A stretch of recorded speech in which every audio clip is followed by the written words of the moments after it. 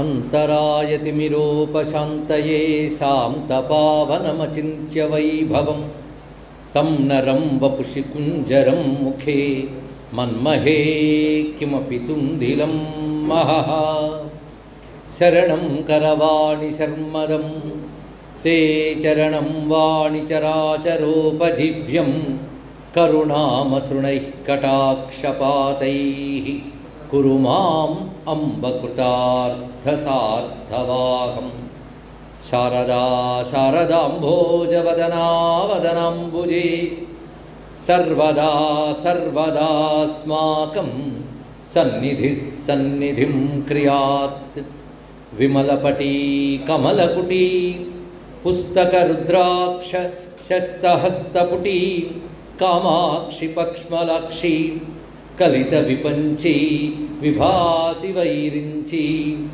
वागर्थाविव सम्पृक्तौ वागर्थप्रतिपत्तये जगतः पितरौ वन्दे पार्वती परमेश्वरौ गुरवे सर्वलोकानां विषजे भवरोगिणां निधये सर्वविद्यानां दक्षिणामूर्तये नमः। नारायणसमारम्भां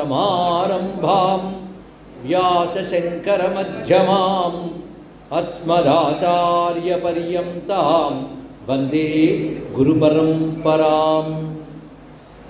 नारायणं नमस्कृत्य नरं चैव नरोत्तमं देवीं सरस्वतीं व्यासं ततो जयमुदीरयेत्।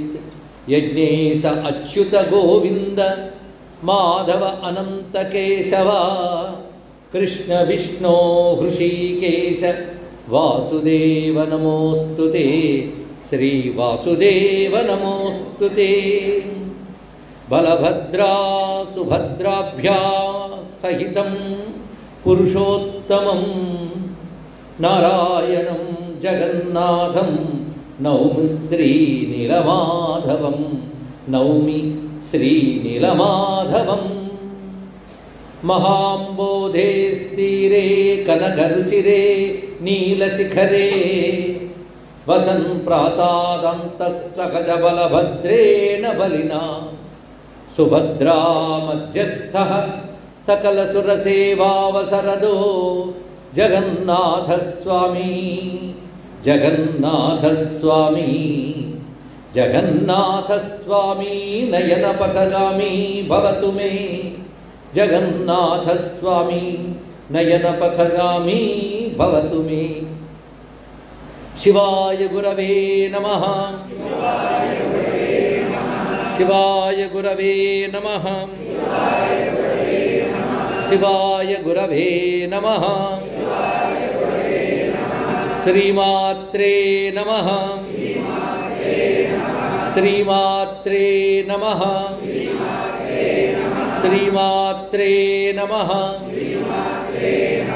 श्री विष्णुरूपाय नमः शिवाय श्री विष्णुरूपाय नमः शिवाय श्री विष्णुरूपाय नमः शिवाय श्री कृष्ण गोविंद हरे मुरारे हे नाथ नारायण वासुदेव श्री कृष्ण गोविंद हरे मुरारे हे नाथ नारायण वासुदेव श्री कृष्ण गोविंद हरे मुरारे हे नाथ नारायण वासुदेव। बलभद्रा सुभद्रा सहित श्री जगन्नाथ स्वामिने नमो नमः। వాసుదేవమయమైన సభా సదస్సుకి నమస్సులు సమర్పణ చేసుకుంటూ సాధనా శిబిరం అని పేరు పెట్టుకున్నందుకు సాధన శిక్షణ రెండు ఒక్కటే. ఆ శిక్షణను మనం పొందే ప్రయత్నం చేస్తున్నాం గత 3 రోజులుగా. శిక్షణ అనగానే మనం ముందే చెప్పుకున్నాం, ట్రైనింగ్, లెర్నింగ్, ఈ రెండింటికి శిక్షణ అని పేరు. భక్తి మార్గంలో శిక్షణ పొందడమే శిక్షణాష్టకం యొక్క ప్రయోజనం. ఆ శిక్షణ మనం ఎంతవరకు తెలుసుకున్న దాని ప్రకారంగా సంకీర్తనయే గొప్ప మార్గం అని ఎంచుకోవాలి. ఆ సంకీర్తనకు ఆధారం నామం. నామం యందు సామాన్య దృష్టి కూడదు. నామం ఒక గొప్పతనం నేను చెప్పుకున్నాం. నామంలో సర్వశక్తులు భగవాన్ని నిక్షిప్తం చేశాడు. పైగా సులభంగా అనగలిగేటట్టు అందించాడు ఆయనే నామరూపంలో మనకి. అయితే అపార కరుణ చేత భగవానుడు ఆ పనిచేశాడు. అయినప్పటికీ నామంపై అనురాగం ఎందుకు కలగట్లేదు అంటే అపారమైన దౌర్భాగ్యం రాసి ఉంటే ఆ అనురాగం కలగదు అని తెలియజేశారు. దీన్ని బట్టి అనురాగంతో నామం పలకాలనేది చేసిన ఉపదేశం. కనుక నామోచ్చారణ క్రమంగా మనకి ప్రేమోచ్చారణగా మారాలి. నామం ప్రేమతో ఉచ్చరించినప్పుడు దాని బలం పెరుగుతుంది. అంత ఆ ప్రేమ రానంత వరకు నామోచ్చరణ చేస్తూ ఉంటే పాపం పోతుంది. ఇది మనం తెలుసుకున్నాం. అయితే ఇక్కడ నామం యోగం అనడానికి మహాత్ములందరూ ఆ విషయాన్ని చెప్పారు. అద్వైత సిద్ధుడైన మహాత్ముడు నారాయణ తీర్థుల వారు నారాయణ లీలా తరంగాలు, కృష్ణలీలా తరంగాలు రాస్తున్నప్పుడు ఒక మాట అంటారు, రామకృష్ణ గోవిందేతి నామ సంప్రయోగే కామమిహ స్నాతవ్యం సర్వోత్తమ ప్రయాగే అన్నారు. చాలా గొప్ప మాట చెప్పారు. రామ కృష్ణ గోవింద అని నామములు అంటూ ఉంటే ప్రయాగలో స్నానం చేసినంత ఫలితమయ్యా అన్నాడు. ఇక్కడ ప్రయాగ అంటే 3 నదుల సంగమం కదా. ప్రయాగ అనేది గంగా, యమున, సరస్వతి. అది రామ కృష్ణ గోవింద ఈ 3 నామాలు మీరు సంప్రయోగే చక్కగా ప్రయోగించితే అంటే పలికితే అది స్నాతవ్యం సర్వోత్తమ ప్రయాగే, సర్వోత్కృష్టమైన ప్రయాగ వంటిది అన్నారు. అది నామం అంత గొప్పది. ఆ నామాన్ని మనం సంకీర్తన చేయాలి. ఇది మనం తెలుసుకున్నటువంటి నిన్నటి వరకు చెప్పుకున్నది. అదేవిధంగా నామోచ్చారణ అనే మార్గం మనం భక్తిలో ఎంచుకున్నప్పుడు 10 అపరాధాలు చేయరాదు అని గుర్తుపెట్టుకున్నామా? మీరు చెప్పారు, మేము విన్నాం, సగం నిద్రపోతుంది. కొందరి మాట అది అందరి మాట కాదు, కానీ శ్రద్ధగా విన్నవాళ్ళు చాలామంది ఉన్నారు, నోట్ చేసుకున్నారు కూడా. 10 అపరాధాలు మళ్ళీ నేను ఇప్పుడు తిరిగి ఏకరువు పెట్టను. ఆ 10 అపరాధాలు చేయకుండా జాగ్రత్త పడాలి.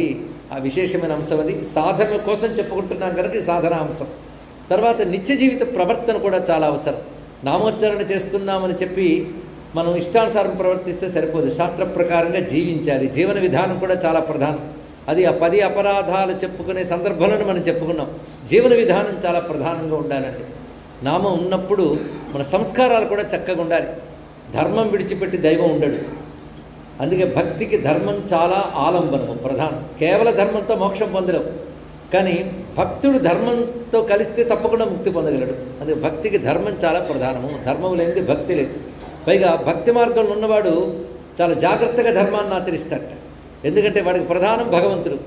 ఏది చేసినా ఆయనకి ప్రీతేనా కాదా అన్నదే ఆలోచిస్తూ ఉంటాడు. ఇక్కడ భగవంతుడి ధర్మం అంటే చాలా ప్రీతి. ఎందుకంటే రామో విగ్రహవాన్ ధర్మ అంటున్నాం, ఆచార ప్రభవో ధర్మ, ధర్మస్య ప్రభురచ్యుత అంటున్నాం. ధర్మం ఆచరించాలి. ఆచారము అంటే ఆచరించుట అర్థం. ఏ ధర్మములైతే మనం విన్నామో అవి ఆచరిస్తే ఆచారం. అలా ఆచరించడం వల్ల ధర్మం పుడుతుంది, కబుర్లాడటం వల్ల పుట్టదు అని చెప్పాడు ఇక్కడ. అందుకే ఆచార ప్రభవో ధర్మ. ఎందుకు ధర్మం ఆచరిస్తున్నామంటే ధర్మస్య ప్రభురచ్యుత. ధర్మానికి ప్రభు ఎవరు? నారాయణుడు. నువ్వెందుకురా ధర్మం చేస్తున్నావంటే విష్ణువుకి ఇష్టం కదా అని చేస్తాట. అందుకే ఎప్పుడు భక్తుడు ధర్మం తప్పరాదు. నామం చేస్తున్నానని చెప్పి ధర్మాన్ని అతిక్రమించరాదు. పైగా జీవితంలో ధర్మాతిక్రమణానికి కారణం ఏమిటి అంటే లోభం ఒకటి. కష్టాలు ఉన్నాయి కదా అని చెప్పి తొందరపాటుతో అధర్మం కూడా చేస్తూ ఉంటారు. కానీ సహనం అనేది చాలా ప్రధానమైన గుణం. సాధకుడికి సహనం ప్రధానమైన గుణం. అది శిక్షాష్టకంలో మనల్ని మనం శిక్షణ ఇచ్చుకోవాలంటే క్షమ అన్నిటికంటే గొప్పది. క్షమ లేని వాడికి ఆధ్యాత్మిక సాధనలో ప్రవేశం లేదు. వాడు ఇంకా కబుర్లు ఆడక్కలేదు భగవంతుడి గురించి. క్షమ లేకపోతే భగవంతుడు మనకు లభించడు. అది రామచంద్రమూర్తి మహారామాయణంలో చెప్తాడు, క్షమా గుణవతాం బలం. క్షమ గుణవంతుడికి బలం నాయన అన్నాడు. లక్ష్మణుడితో చెప్తాడు, ఇక్కడ క్షమ ఉన్నప్పుడు దేన్నైనా సాధించవచ్చు, కానీ క్షమ కోల్పోతే వాడికి ధర్మం లేదు, భక్తి లేదు, ముక్తి లేదు, 3 లేవు. ఇక్కడ అన్నిటికీ సాధనకి పునాది ఏంటి? క్షమ. మీరు సత్యం పలకాలన్నా ఇంకే ధర్మం చేయాలన్నా క్షమ అవసరం అండి. సహనం మీద ఆధారపడి ఉంటుంది.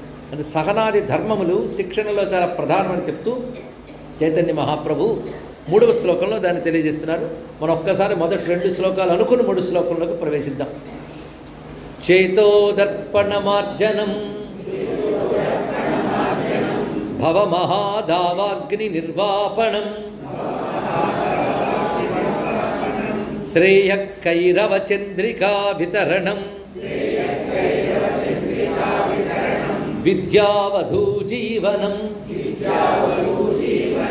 ఆనందాంబుధివర్ధనం ప్రతిపదం పూర్ణామృతాస్వాదనం సర్వాత్మస్నపనం పరం విజయతే శ్రీకృష్ణ సంకీర్తనం నామ్నామకారి బహుధా నిజ సర్వశక్తి తత్రార్పితా నియమితః స్మరణేన కాలః ఏతాదృశీ తవ కృపా భగవన్ మమాపి దుర్దైవం ఈదృశమిహాజని నానురాగః. ఇప్పుడు మూడవ శ్లోకం. తృణాదపి సునీచేన తరోరివ సహిష్ణునా అమానినా మానదేన కీర్తనీయః సదా హరిః. భగవంతుడు మనం కీర్తించాలి. అది ఇప్పటి వరకు మనం చెప్పుకున్నాం. కీర్తన చేసేవాడి స్వభావం ఎలా ఉండాలో ఈ శ్లోకంలో చెప్తున్నారు ఇక్కడ. తృణాదపి సునీచేన, గడ్డి పరక కంటే నేను తక్కువ వాణ్ణి అనేటువంటి వినయభావం అణకువ కలిగి ఉండాలి. ఇది మొదలు చెప్తున్నారు. అంటే అణకువ వినయం అనేది భక్తుడికి అత్యంత ప్రధానం. దీనికి మరొక భావనలో చెప్పినట్టు అహంకార రాహిత్యం, అహంకారం లేని లక్షణం ఉండాలి ఇక్కడ. అహంకారానికి భగవంతుడికి చాలా దూరం ఉంది. అహంకారం ఎంత ఉంటే భగవంతుడికి అంత దూరం అవుతాము. అందుకే ఆధ్యాత్మిక సాధన అంటే ఏమిట్రా అంటే అహంకారాన్ని అరగదీయడమే అన్నారు ఇక్కడ. అహంకారం ఎంత తగ్గితే అనుగ్రహం అంత లభిస్తుంది. ఇది గుర్తుపెట్టుకోవాల్సినది. అహంకారం బ్రహ్మముగా తెలియాలంటే అహం బ్రహ్మాస్మి, అది తెలియాలి అంటే నీ జీవాహంకారం అరగాలి. ఆ అరగదీసే పనికి వినయం అని పేరు. ఆ వినయం అత్యంత ముఖ్యమైనటువంటిది. అణకువ కలిగి ఉండాలి. ప్రతివాడికి నన్నంటారా అని ఒక భావం వస్తూ ఉంటుంది. పైగా అహంకారం అనేక కారణాల వల్ల వస్తుంది. ఏ కారణం లేకపోయినా కూడా వస్తుంది. నేను అనే భావం ఎన్నిటితో కలిసిపోయి దాంతో మిడిసిపడుతూ ఉంటారు ఇక్కడ. ధనం ఉంటే ఒక అహంకారం, విద్య ఉంటే మరొక అహంకారం, యవ్వనం ఒక అహంకారం, అధికారం మరో అహంకారం అంట. మొత్తం 4 అహంకారానికి కారణాలు అని చెప్పారు ఇక్కడ. ఇందులో ఏదో కొంత ఎవడికో ఉంటుంది. ఒకటి కంటే ఒకటి ప్రతి దానిలో కొంచెం ఎక్కువే ఉంటాడు. మనకంటే ఒకటి గొప్ప ధనికుడు ఉండొచ్చు, కానీ మనం ఇంకోటి కంటే ఎక్కువే కదా. కానీ వాడి దగ్గర మన అహంకారం చూపిస్తాం, మనకంటే తక్కువ వాడి దగ్గర. అలాగే విద్య ఉన్నవాడికి అహంకారం ఉంటుంది. ఇలాగ రకరకాల అహంకారాలు మనం చూస్తూ ఉంటాం లోకంలో. అయితే అవతల వాళ్ళను చూస్తూ ఉంటాం, కానీ మనల్ని మనం గమనించుకోవచ్చు. ఇంచుకాకని మనల్ని మనం గమనించుకోవాలి, మనల్ని మనం శుద్ధి చేసుకోవాలి. అందుకే ఎలా ఉండాలంటే గడ్డి పరక కంటే తక్కువ వాడని భావం ఉండాలి. తృణాత్ అపి, తృణం అంటే గడ్డి పరక, నీచత్వం అంటే తక్కువతనం. తృణాదపిస్తు నీచేనా, గడ్డి పరక కంటే తక్కువ వాడిని అనే భావం ఉండాలి ఇక్కడ. తరోరివ సహిష్ణున, సహనం ఎంత ఉండాలో చెప్పారు. ఒక మహావృక్షానికి ఎంత సహనం ఉంటుందో అంత సహనం ఉండాలట. క్షమ అండి. కొందరికి క్షమ ఉండదు. ప్రతి చిన్నదానికి తొందరపాటు పడిపోతుంటారు. ఏ చిన్న జరిగిన బెంబేలు ఎత్తిపోతుంటారు. అలా బెంబేలు ఎత్తే వాళ్ళకి భక్తి ఎక్కడ ఉంటుంది? అందుకే భయానికి భక్తికి ఒక చోటు ఉండదు. తెలుసుకుంటారు. నాకు భక్తి ఉందండి, భయం కూడా ఉందండి అంటే ఏదో ఒకటి ఉందని అర్థం. భక్తి లేదని గ్యారంటీగా తెలుస్తుంది ఇక్కడ. భయం భక్తి కలిసి ఉండవట. వెలుగు చీకటి కలిసి ఉంటాయండి. భగవంతుడు ఉన్నాడని ప్రేమ ఉంటే దేనికి భయపడతాం? ఆయన ఉంటే దేనికి భయపడక్కర్లేదు. ఆయన ఉన్నాడని ఒక ధైర్యం ఉంటుంది. అందుకే భగవద్గీతలో 16వ అధ్యాయంలో మొదటి శ్లోకమే అభయం సత్వ సంశుద్ధి అని చదువుకుంటున్నారు. అభయం సత్వ ఉత్తమ గుణం, భక్తికి అత్యంత ప్రధానం. అందుకే దైవీ గుణాల్లో మొదటి గుణం అభయం. భయం లేకుండా ఉంటాడట. భయం లేకుండా ఉంటే తెగింపుతో ఉండడం కాదు ఇక్కడ. కొందరు దేనికి భయపడంటే పెద్ద లేదు చిన్న లేదు తిరుగుతారు. అది కాదు ఇక్కడ. ఏదో జరిగిపోతుందేమో అని భయం, ప్రతిదానికి ఇది జరగదేమోననే భయం, ఇలాంటివి ఉంటూ ఉంటాయి. అలాంటి భయం లేకుండా ఉండాలి. ప్రహ్లాదుడి గురించి చెప్తూ నారదుడు గారు ఒక మాట అంటారు. మొట్టమొదటిగా ఇంకా మాతృగర్భంలో ఉంటాడు ఆయన. ఆ సమయంలో ఇంద్రుడు పుట్టబోయేవాడి వల్ల నాకేం ప్రమాదమేమోనని హిరణ్యకశిపుని భార్యని బంధించి తీసుకుపోతుంటే నారదుల వారు ఎదుర్కొని, తప్పు చేస్తున్నావయ్యా, ఈ కడుపులో పెరుగుతున్నవాడు సామాన్యుడు కాడు, మహానుభావుడు, మీ అందరిని అనుగ్రహించడానికి అవతరించబోతున్నాడు అని చెప్తూ, ఆయన ఎటువంటి వాడు చెప్తూ మొట్టమొదటి మాట నిర్భీకుండు ప్రశస్త భాగవతుడు నిర్వైరి. ఇది మొదలు పెడతాడు. నిర్భీకుండు, ఏ భయము లేనివాడు, ప్రశస్త భాగవతుడు, గొప్ప భాగవతోత్తముడు, నిర్వైరి, శత్రువే లేదు ఆయనకి, అటువంటి వాడు పుట్టబోతున్నాడు. ఆయన జీవితం మీరు పరిశీలించిన దేనికి భయపడలేదు. నిప్పుల్లో తోసినా భయపడలేదు, నీటిలో తోసినా భయపడలేదు. భయం లేదు ఆయనకి. ఎందుకంటే అంతా విష్ణు అనే భావం ఉన్నవాడికి దేని యందు భయం ఉండదు. ఇంకొక అర్థం, పరమాత్మే సర్వస్వం అనుకున్నవాడికి ఈ ప్రపంచం తాత్కాలికమే, ఏదో ఉన్నంతకాలం ఉంటాడు, వాడి దృష్టి అంత వేగం పరమాత్మ పాదపద్మాన్ని చేరుకుంటానా అని. దృష్టి ఎప్పుడు పరమాత్మ యందు ఉంటుంది కనుక ఇక్కడొచ్చే సుఖదుఖాలు అతన్ని చలింపజేయరు, కనుక ఎప్పుడు నిర్భయంగానే ఉంటాడు. దాని చేత అతనికి క్షమ ఉంటుంది, సహనం కలిగి ఉంటాడు. పైగా ఈ రెండింటిని ఎలా తీసుకోవాలంటే, సుఖాలు కలిగినప్పుడు సంపదలు కలిగినప్పుడు మిడిసిపడుతూ ఉంటాం, ఆ సమయంలో గట్టి పరకల వంగు అన్నాడు ఇక్కడ, అది చెప్పాడు ఇక్కడ. కష్టాలు కలిగినప్పుడు ఒక మహావృక్షం ఎలా స్థిరంగా నిలబడి ఉంటుందో అంత స్థిరంగా నిలబడి ఉండు అని చెప్తున్నారు ఇక్కడ. మహావృక్షం పెద్ద పెద్ద గాలులో వీచినా పడిపోదు, దృఢంగా నిలబడుతుంది. మర్రిమాన్ ఉందనుకోండి, ఎంత దృఢంగా నిలబడుతుంది. అలాంటి సహనం కలిగి ఉండాలి. కష్టాలు వచ్చినప్పుడే నువ్వు ఎంత సహనశీలమో తెలుస్తుంది ఇక్కడ. అవేవి రానంత వరకు మనం ఇంకోటికి పాఠం చెప్తాం, కాస్త ఓర్చుకోండి అని, వస్తే వీడి తట్టుకోలేడు. కనుకనే కష్టాలు కలిగినప్పుడు ఒక మహావృక్షంలా దృఢంగా నిలబడి ఉండాలి. సుఖాలు సంపదలు వచ్చినప్పుడు గట్టి పరకల అణకువగా ఉండాలి, మిడిసిపడిపోకూడదు అని రెండు చెప్తున్నాడు ఇక్కడ. కానీ అణకువ భక్తికి చాలా ప్రధానం. అంతేగాని నాకేదో ఉందని చెప్పి అహంకరించి తన గొప్పతనం బయట పెట్టుకోవాలని ప్రయత్నించరాదు. ఇదింత తర్వాత గొప్ప మాట బలపడ్డాన్ని చెప్తున్నారు. అమానినా మానదేనా, ఇది సామాన్యమైన మాట కాదండి. అమానినా మానదేనా, ఇంకొకడు తనను గౌరవించాలి అని తాపత్రయపడ్డు, వాడు గౌరవించట్లేదే అని బాధపడ్డు. అంటే అవతల వాళ్ళ నుంచి మానం ఆశించట్లేదు. మానం అంటే గౌరవము అని రెండు అర్థాలు అండి మానానికి. ఒకటి గౌరవం, రెండు అహంకారం. అభిమానం అనే మాట విన్నారు కదా మీరు, అభిమానం అన్న అహంకారం అనే అర్థం. దుర్యోధనుడికి అభిమానం ఎక్కువట.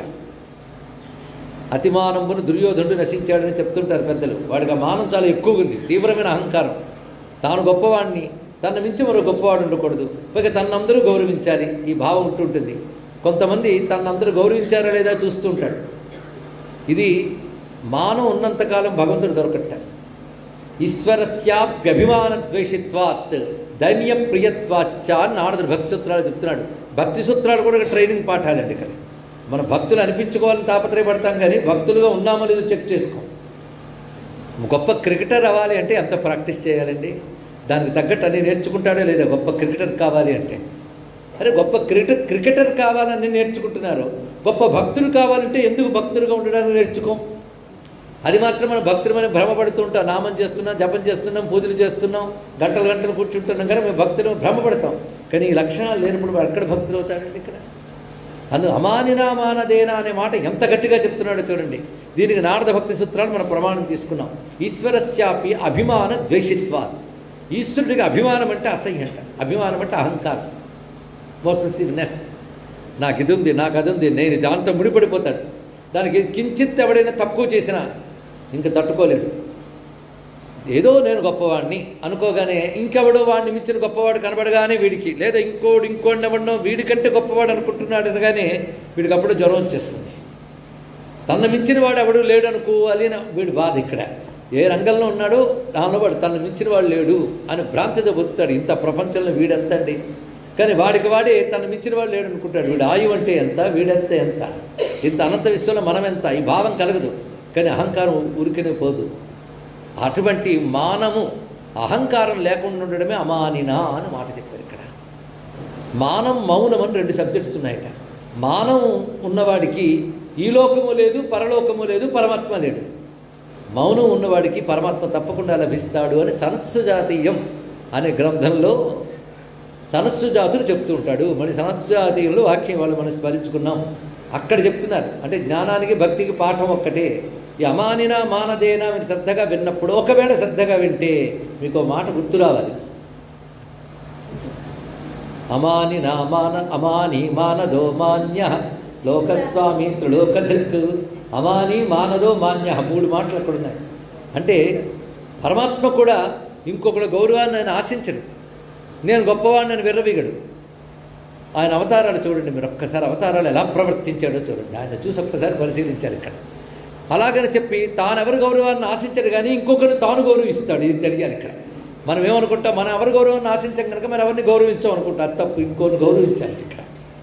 అది రెండవ మాట. మానదేనా అన్న మాట అన్నారు. అమానినా మానదేనా, తాను ఎవరి గౌరవాన్ని ఆశించడు, తన అహంకారాన్ని ప్రదర్శించడు, కానీ ఇంకొకరిని తాను గౌరవిస్తాడు. ఎప్పుడు గౌరవించడానికి సిద్ధంగా ఉంటాడు ఇక్కడ. అది ఎలా చెయ్యాలో తాను చేసి చూపిస్తాడు తన ప్రతి అవతారంలో. అందుకే భగవత్ కథలు ఎందుకు మననం చేయాలంటే, మననం చేస్తుంటే మనకు ఏదో తెలియని ఆనందం, పారవశ్యం. అందుకే కథలు విన్నవే వింటాం, ఆనందిస్తుంటాం. అంతేకాదు ఆ కథల నుంచి పాఠం కూడా చెప్తాడు భగవంతుడు. భగవత్కథలే మనకి ఆనందం కలిగిస్తే పాఠం నేర్పుతాయి, రెండు ఉంటాయండి. అదే కనుక మంచివాడి ప్రవర్తన మనం విన్నాం అనుకోండి, మంచి బోధ వస్తుంది కానీ ఆనందం తాదాత్మ్యం కలగదు. కానీ భగవంతుని మాట కథ వింటే మనకు తాదాత్మ్యం కలుగుతుంది, ధర్మము తెలుస్తుంది. ఆయన ద్వారకలో ఉన్నాడు. ఆ సమయంలో భారతదేశంలో ఏంటి సమస్త ప్రపంచంలో కృష్ణుడిని మించిన వాళ్ళు లేడు. ఆయన స్వయంగా రాజు కాడు కానీ రాజులకు రాజు, ఆయన కింగ్ మేకర్. ఆయన నిలబడితేనే రాజు, ఆయనతో పెట్టుకుంటే ప్రమాదమే. అందుకే అప్పుడు రాజన్యలోకమంతా కృష్ణుడిని ఎలా చూసేవారంటే అసలు సార్వభౌముడు ఆయనే అన్నట్లు చూసేవారు. అప్పుడు రాజులందరికీ కృష్ణుడిపై ఉంటే భయం ఉంది, లేదా భక్తి ఉంది. శిశుపాలాదులు మొదలైన వాళ్ళకి భయం ఆయనంటే, ధర్మరాజాదులకి భక్తి. అందరూ ఆయన యొక్క అనుగ్రహం చేతనే ఉన్నారు. పైగా కీర్తి ఎంత వ్యాపించిపోయింది, ఆయన మించిన వాడు లేడు, అంత అన్ని విధాలుగా కీర్తిమంతుడు. అలాంటి కృష్ణ పరమాత్మ ద్వారకలో ఉన్న సమయంలో ఆయనతో చిన్నప్పుడు చదువుకున్నాడు ఒక ఆయన. ఎప్పటి చదువు దారిద్ర్యంతో మగ్గుతున్నాడు, కానీ దరిద్రంలో ఉన్నాయని అనుకోలేదు. ఎందుకంటే తన ధర్మం తాను పాటిస్తున్నాడు, తనకు లభించిన దాంతో తృప్తిగా జీవిస్తున్నాడు అంతే. ఎందుకంటే ఆయన ఏ పని చేయకుండా బద్ధకంగా కూర్చున్నాడని కాదు, తన ధర్మం ప్రకారం జీవిస్తున్నాడు. ఎందుకంటే ఇవాళ మన ధర్మం బట్టి లేదా మన కృషి బట్టి డబ్బు వస్తుందని చెప్పలేము. ఇదివరకు కర్మ బట్టి వస్తుంది. కొందరు ఎంత కష్టపడ్డా సంపద రాదు, కొందరు ఏది కష్టపడకపోయినటువంటి సంపద వచ్చేస్తుంది. కనుక మహానుభావుడు నిజానికి పూర్వ ప్రారంధం చేత దారిద్ర్యంతో బాధపడుతున్నాడు. అయినప్పటికీ అంతఃకరణలో గొప్ప జ్ఞాని, బ్రహ్మజ్ఞాని. అందుకే నిరంతరం పరబ్రహ్మచింతన చేసుకుంటున్నాడు. ఎదురుచ్ఛాలాభ సంతుష్ట, దొరికిన దాంతో తృప్తిగా జీవిస్తున్నాడు. కానీ ఇంట్లో కుటుంబం ఉంది, పోషించడం కష్టమవుతుంది. వాళ్ళ ఆవిడ పతివ్రత సాధ్వీమణి, ఆవిడ ఒక మాట అన్నది ఏమంటే, అవసరమైనప్పుడు ఇంకొకరు సహాయం తీసుకోవడం గృహస్థ ధర్మమే, యాచన తప్పులేదు అవసరమైనప్పుడు. అందులో మీరు బ్రహ్మవేత్తలు, వేద జీవనంలో అవసరార్థం యాచించవచ్చు, తప్పులేదు. యాచించని ఎవరినో యాచిస్తారా? మీకు అత్యంత ఆప్తుడైనటువంటి వాడు జగత్ప్రభు అయిన జగన్నాథుడైన కృష్ణుడు. పైగా ఎటువంటి వాడంటే తన్నైన నిత్యున్, ఎంత గొప్ప మాట చెప్తుంది. ఆయన అన్నీ ఇవ్వడమే కాదు, తననే ఇచ్చేసుకుంటాడు అటువంటి వాడు. అలాంటి మహాత్ముని మీరు ఒక్కసారి కలిసి వస్తే బాగుంటుందేమో. ఇక్కడ ఆయన ఏమనుకున్నాడు, పుణ్యశ్లోక దర్శనం అనే లాభం ఉంది ఇందులో అనుకున్నాడు. ఇక్కడ నాకేం లాభం, ఇప్పుడు వెళతాను, ఆయన ఏదో ఇస్తాడు, ఇంటి గడిచిపోతుంది, కానీ నా జీవుడికి ఏం లాభం? ఉత్తమ శ్లోక దర్శన లేదా పుణ్యశ్లోక దర్శన. ఎవడి గురించి అన్నా విన్నా అనుకున్నా పవిత్రులమైపోతామో అలాంటి మహాత్ముడిని చూడబోతుంది. ఏ పరబ్రహ్మ చింతనలో తాను ఎప్పుడు ఉంటాడో ఆ పరబ్రహ్మం ప్రస్తుతం అవతరించున్నాడు ద్వారకలో. ఆయన చూడబోతున్నాను ఈ నిమిషంతో. సరే వెళతాను అన్నాడు. వెళ్ళేటప్పుడు కొంత అటుకులు మూట కట్టించింది. ఆ వస్త్రం చూస్తే అంటే కుచైలం ధమని సంతతం అన్నట్లుగా ఆ వస్త్రములు ఎప్పుడో చివికిపోయిన వస్త్రాలు అవి వేసుకుని ఉన్నాడు. దానికి మూట కట్టుకున్నాడు అటుకులు. బయలుదేరుతున్నప్పుడు అనుకుంటూ ఉన్నాడు, ఆయన ఉండేది మహాప్రాసాదంలో, నేను ఎప్పుడో చిన్నప్పుడు స్నేహితుడిని, ఎలా వెళతాను, ఈ ప్రాసాదాలు ఎలా దాటి వెళ్ళగలను నేను అనుకుంటూ ఉన్నాడో లేదో ఆయన ఇంటి గుమ్మం దగ్గరికి వెళ్ళిపోయాడు. ఎవరు అడ్డుకోలేదు ఆయన్ని. అంటే రప్పించినవాడు ఆయన అయినప్పుడు ఎవరు అడ్డుకోగలరు చెప్పండి. ఇక్కడ సరిగ్గా గుమ్మం దగ్గర నిలబడ్డాడు. బిడియంగా చూడడానికి అంతంత ద్వారాలతో అంతంత గోడలు భవనాలు ఉంటూ పైగా సంపన్నులందరూ తిరుగుతూ ఉంటే అందులో ఒక బక్క చిక్కిన బాపడు ఆ జీర్ణమైనటువంటి వస్త్రాలు ధరించి సన్నగా ఉంటూ చూస్తున్నాడు దీన నేత్రాలతో. అప్పుడు హంసతూలికా తల్పం మీద కృష్ణ పరమాత్మ దిగ్గని లేచి వచ్చి తానే ద్వారం వద్ద కూర్చి గాఢాలింగిన చేసేట్టు. ఏమిటండి, అంతేగాని వచ్చాడుగా రాని అది చూసినప్పుడు పలకరిద్దాంలే. పైగా కొంతసేపు వెయిటింగు, అక్కడ ఆపి పని లేకపోయినా గంట తర్వాత ఎవరు నువ్వు పాల్చలేదా స్వామి అంటావో చెప్పు అనడం అవేమీ లేవు. తానే స్వయంగా పలకరించాడు. చూడండి, అమానిన అంటే ఇది అర్థం. అవతల వాళ్ళ నుంచి గౌరవం ఆశించడం కాదు, తాను గౌరవం ఇస్తున్నాడు. ఎంత గౌరవం ఇచ్చాడండి. ఆ తీసుకొచ్చి అతన్ని గాఢాలింగనం చేసుకోవడమే కాకుండా చెయ్యి పట్టుకు దగ్గరికి తీసుకొచ్చి అంతవరకు తాను కూర్చున్న హంసతూలికా తల్పం మీద అతన్ని కూర్చోబెట్టి ఆ కింద పీఠం వేసి బంగారు పళ్ళెం పెట్టి ఆ వేదవేత్త వచ్చాడు కదా అనే పాదములు ఆ పళ్ళెంలో పెట్టమని రుక్మిణీదేవి నీళ్లు పోస్తూ ఉంటే కాళ్ళు కడిగి ఆ నీళ్లు జల్లుకున్నాడంట. ఇక్కడ జగదేక సార్వభౌముడు జగన్నాథుడు జగద్గురువే ఈ పని చేశాడా అంటే తాను క్షత్రియుడిగా ఉన్నాడు, ఒక సద్బ్రాహ్మణుని అలా ఆదరించాలి, ఆరాధించాలి, తాను చేసి చూపిస్తున్నాడు. గౌరవిస్తే తన గౌరవం తగ్గిపోతుంది అనుకున్నాడా? కొంతమంది తాను నమస్కరిస్తే అవతల వాడి దగ్గర తక్కువైపోతానో నమస్కరించరండి. అలాంటి వాళ్ళు లోకంలో చూస్తుంటారు. పేరుకు పెద్ద పెద్ద పండితులే కానీ ఎంత అహంకారంగా మరొకడు వస్తే గౌరవించారు, వాడు పలకరించారు, తర్వాత చూద్దాం అనుకుంటారు. ఇలాంటి గుణమే మా రామచంద్రమూర్తిది, కృష్ణ పరమాత్మలాగే. అందుకే అవతల వాడు పలకరించాడా లేదా కాదు, తాను ముందు వెళ్ళి పలకరిస్తాడ. కొంతమంది అవతల వాడు పలకరించరు, వీడంతా అన్నట్టు చూస్తూ ఉంటారు. ఇక్కడ ఇవన్నీ వికారాలు మనలో ఉన్నాయా లేవని మనం చెక్ చేసుకోవాలి. లేదా రాముడిని కృష్ణుని పరిశీలించాలి. ఏకంగా పరమాత్మని చూపిస్తున్నాం మనం. ఇంకా మహాత్ములు కూడా అదే విధంగా ప్రవర్తిస్తుంటారు, మరి పట్టించుకోరు వీటి గురించి. రమణ మహర్షి మనకి ఇప్పుడో రమణులు అని అందరూ కబుర్లు ఆడుతుంటారు. అది ఫ్యాషన్ కూడా అయిపోయింది. రమణులు అర్థం కాకపోయినా రమణ మార్గం, వేదాంతం, నేనవడు, ఇది కబుర్లు మాత్రం వచ్చాయి తప్ప నిజంగా ఎవరు వేదాంతం లేరు. కానీ రమణులు సాధన దశలో ఏ విధంగా ఉండేది ఒక్కసారి పరిశీలించాలి. ఆయన సాధన చేసుకుంటూ ఉంటే ఆయన అవమానించిన వాళ్ళు ఉన్నారు, కొట్టిన వాళ్ళు ఉన్నారు. ఇంకా సభల్లో చెప్పడానికి కొంచెం ఉంటుంది కానీ ఇంకా చీదరమైన పనులు చేసిన వాళ్ళు ఉన్నారు. నిశ్చలంగా ఉన్నాడండి, ఆయన కదలలేదు. తర్వాత మహానుభావాన్ని మించిన వాళ్ళు లేడు అని పాశ్చాత్య దేశాల నుంచి వచ్చి ఆయన చుట్టూ ప్రదక్షిణ చేసిన ఉన్నారు. అప్పుడు అలాగే ఉన్నాడు. రెండింటిగానే చలించలేదు. ఇక్కడ ఈ పొగడ్తలకి సంతోషించలేదు, ఆ తెగడ్తలకి కదిలిపోలేదు. ఆయన నిశ్చలంగా ఉన్నాడు.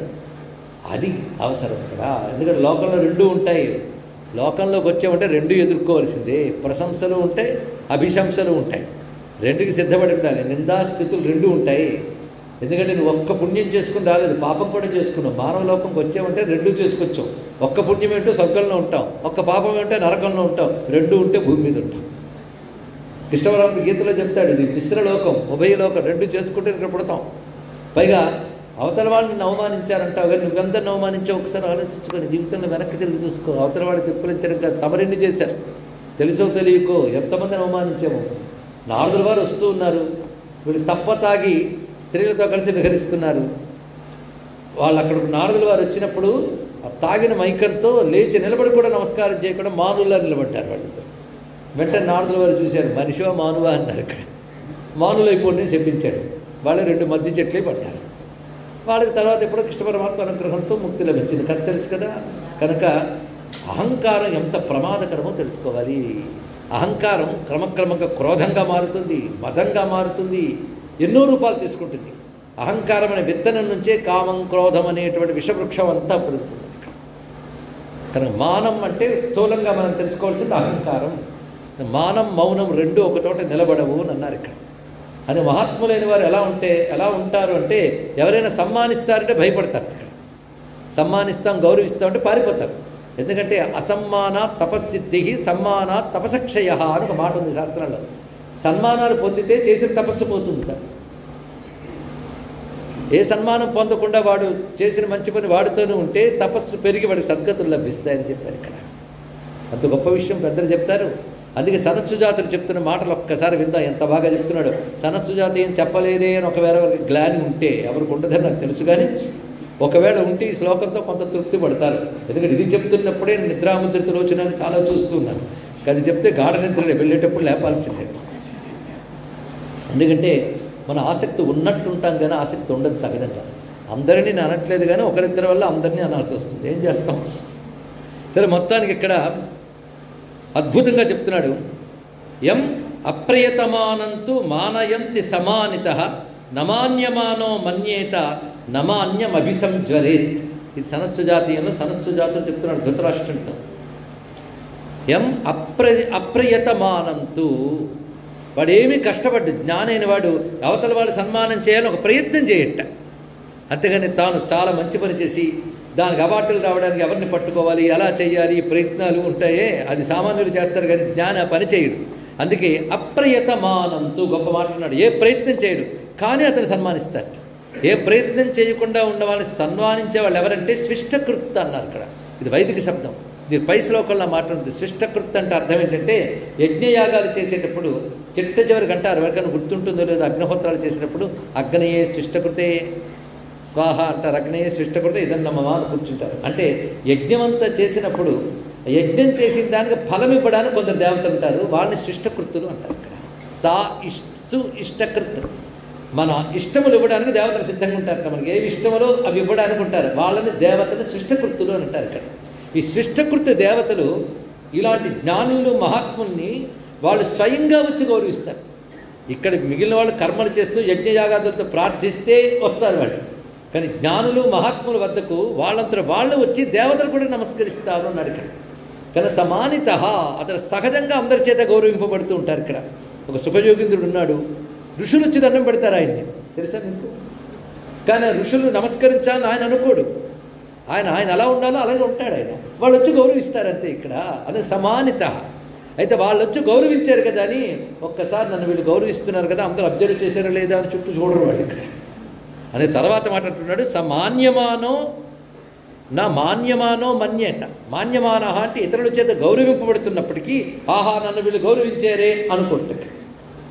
అదేవిధంగా నా మన్యమానంతు అంటే ఎవరు గౌరవించకపోతే నా అభిసంజ్వరేత్, వాడికి జ్వరం రాదు అన్నాడు. ఎవరు గౌరవించకపోతే వాడు జ్వరం రాదంటే బాధపడ్డు అన్నాడు ఇక్కడ. అంటే అవతల వాడు గౌరవించారని ఆనందించడు, అగౌరవపరిచేని బాధపడ్డు.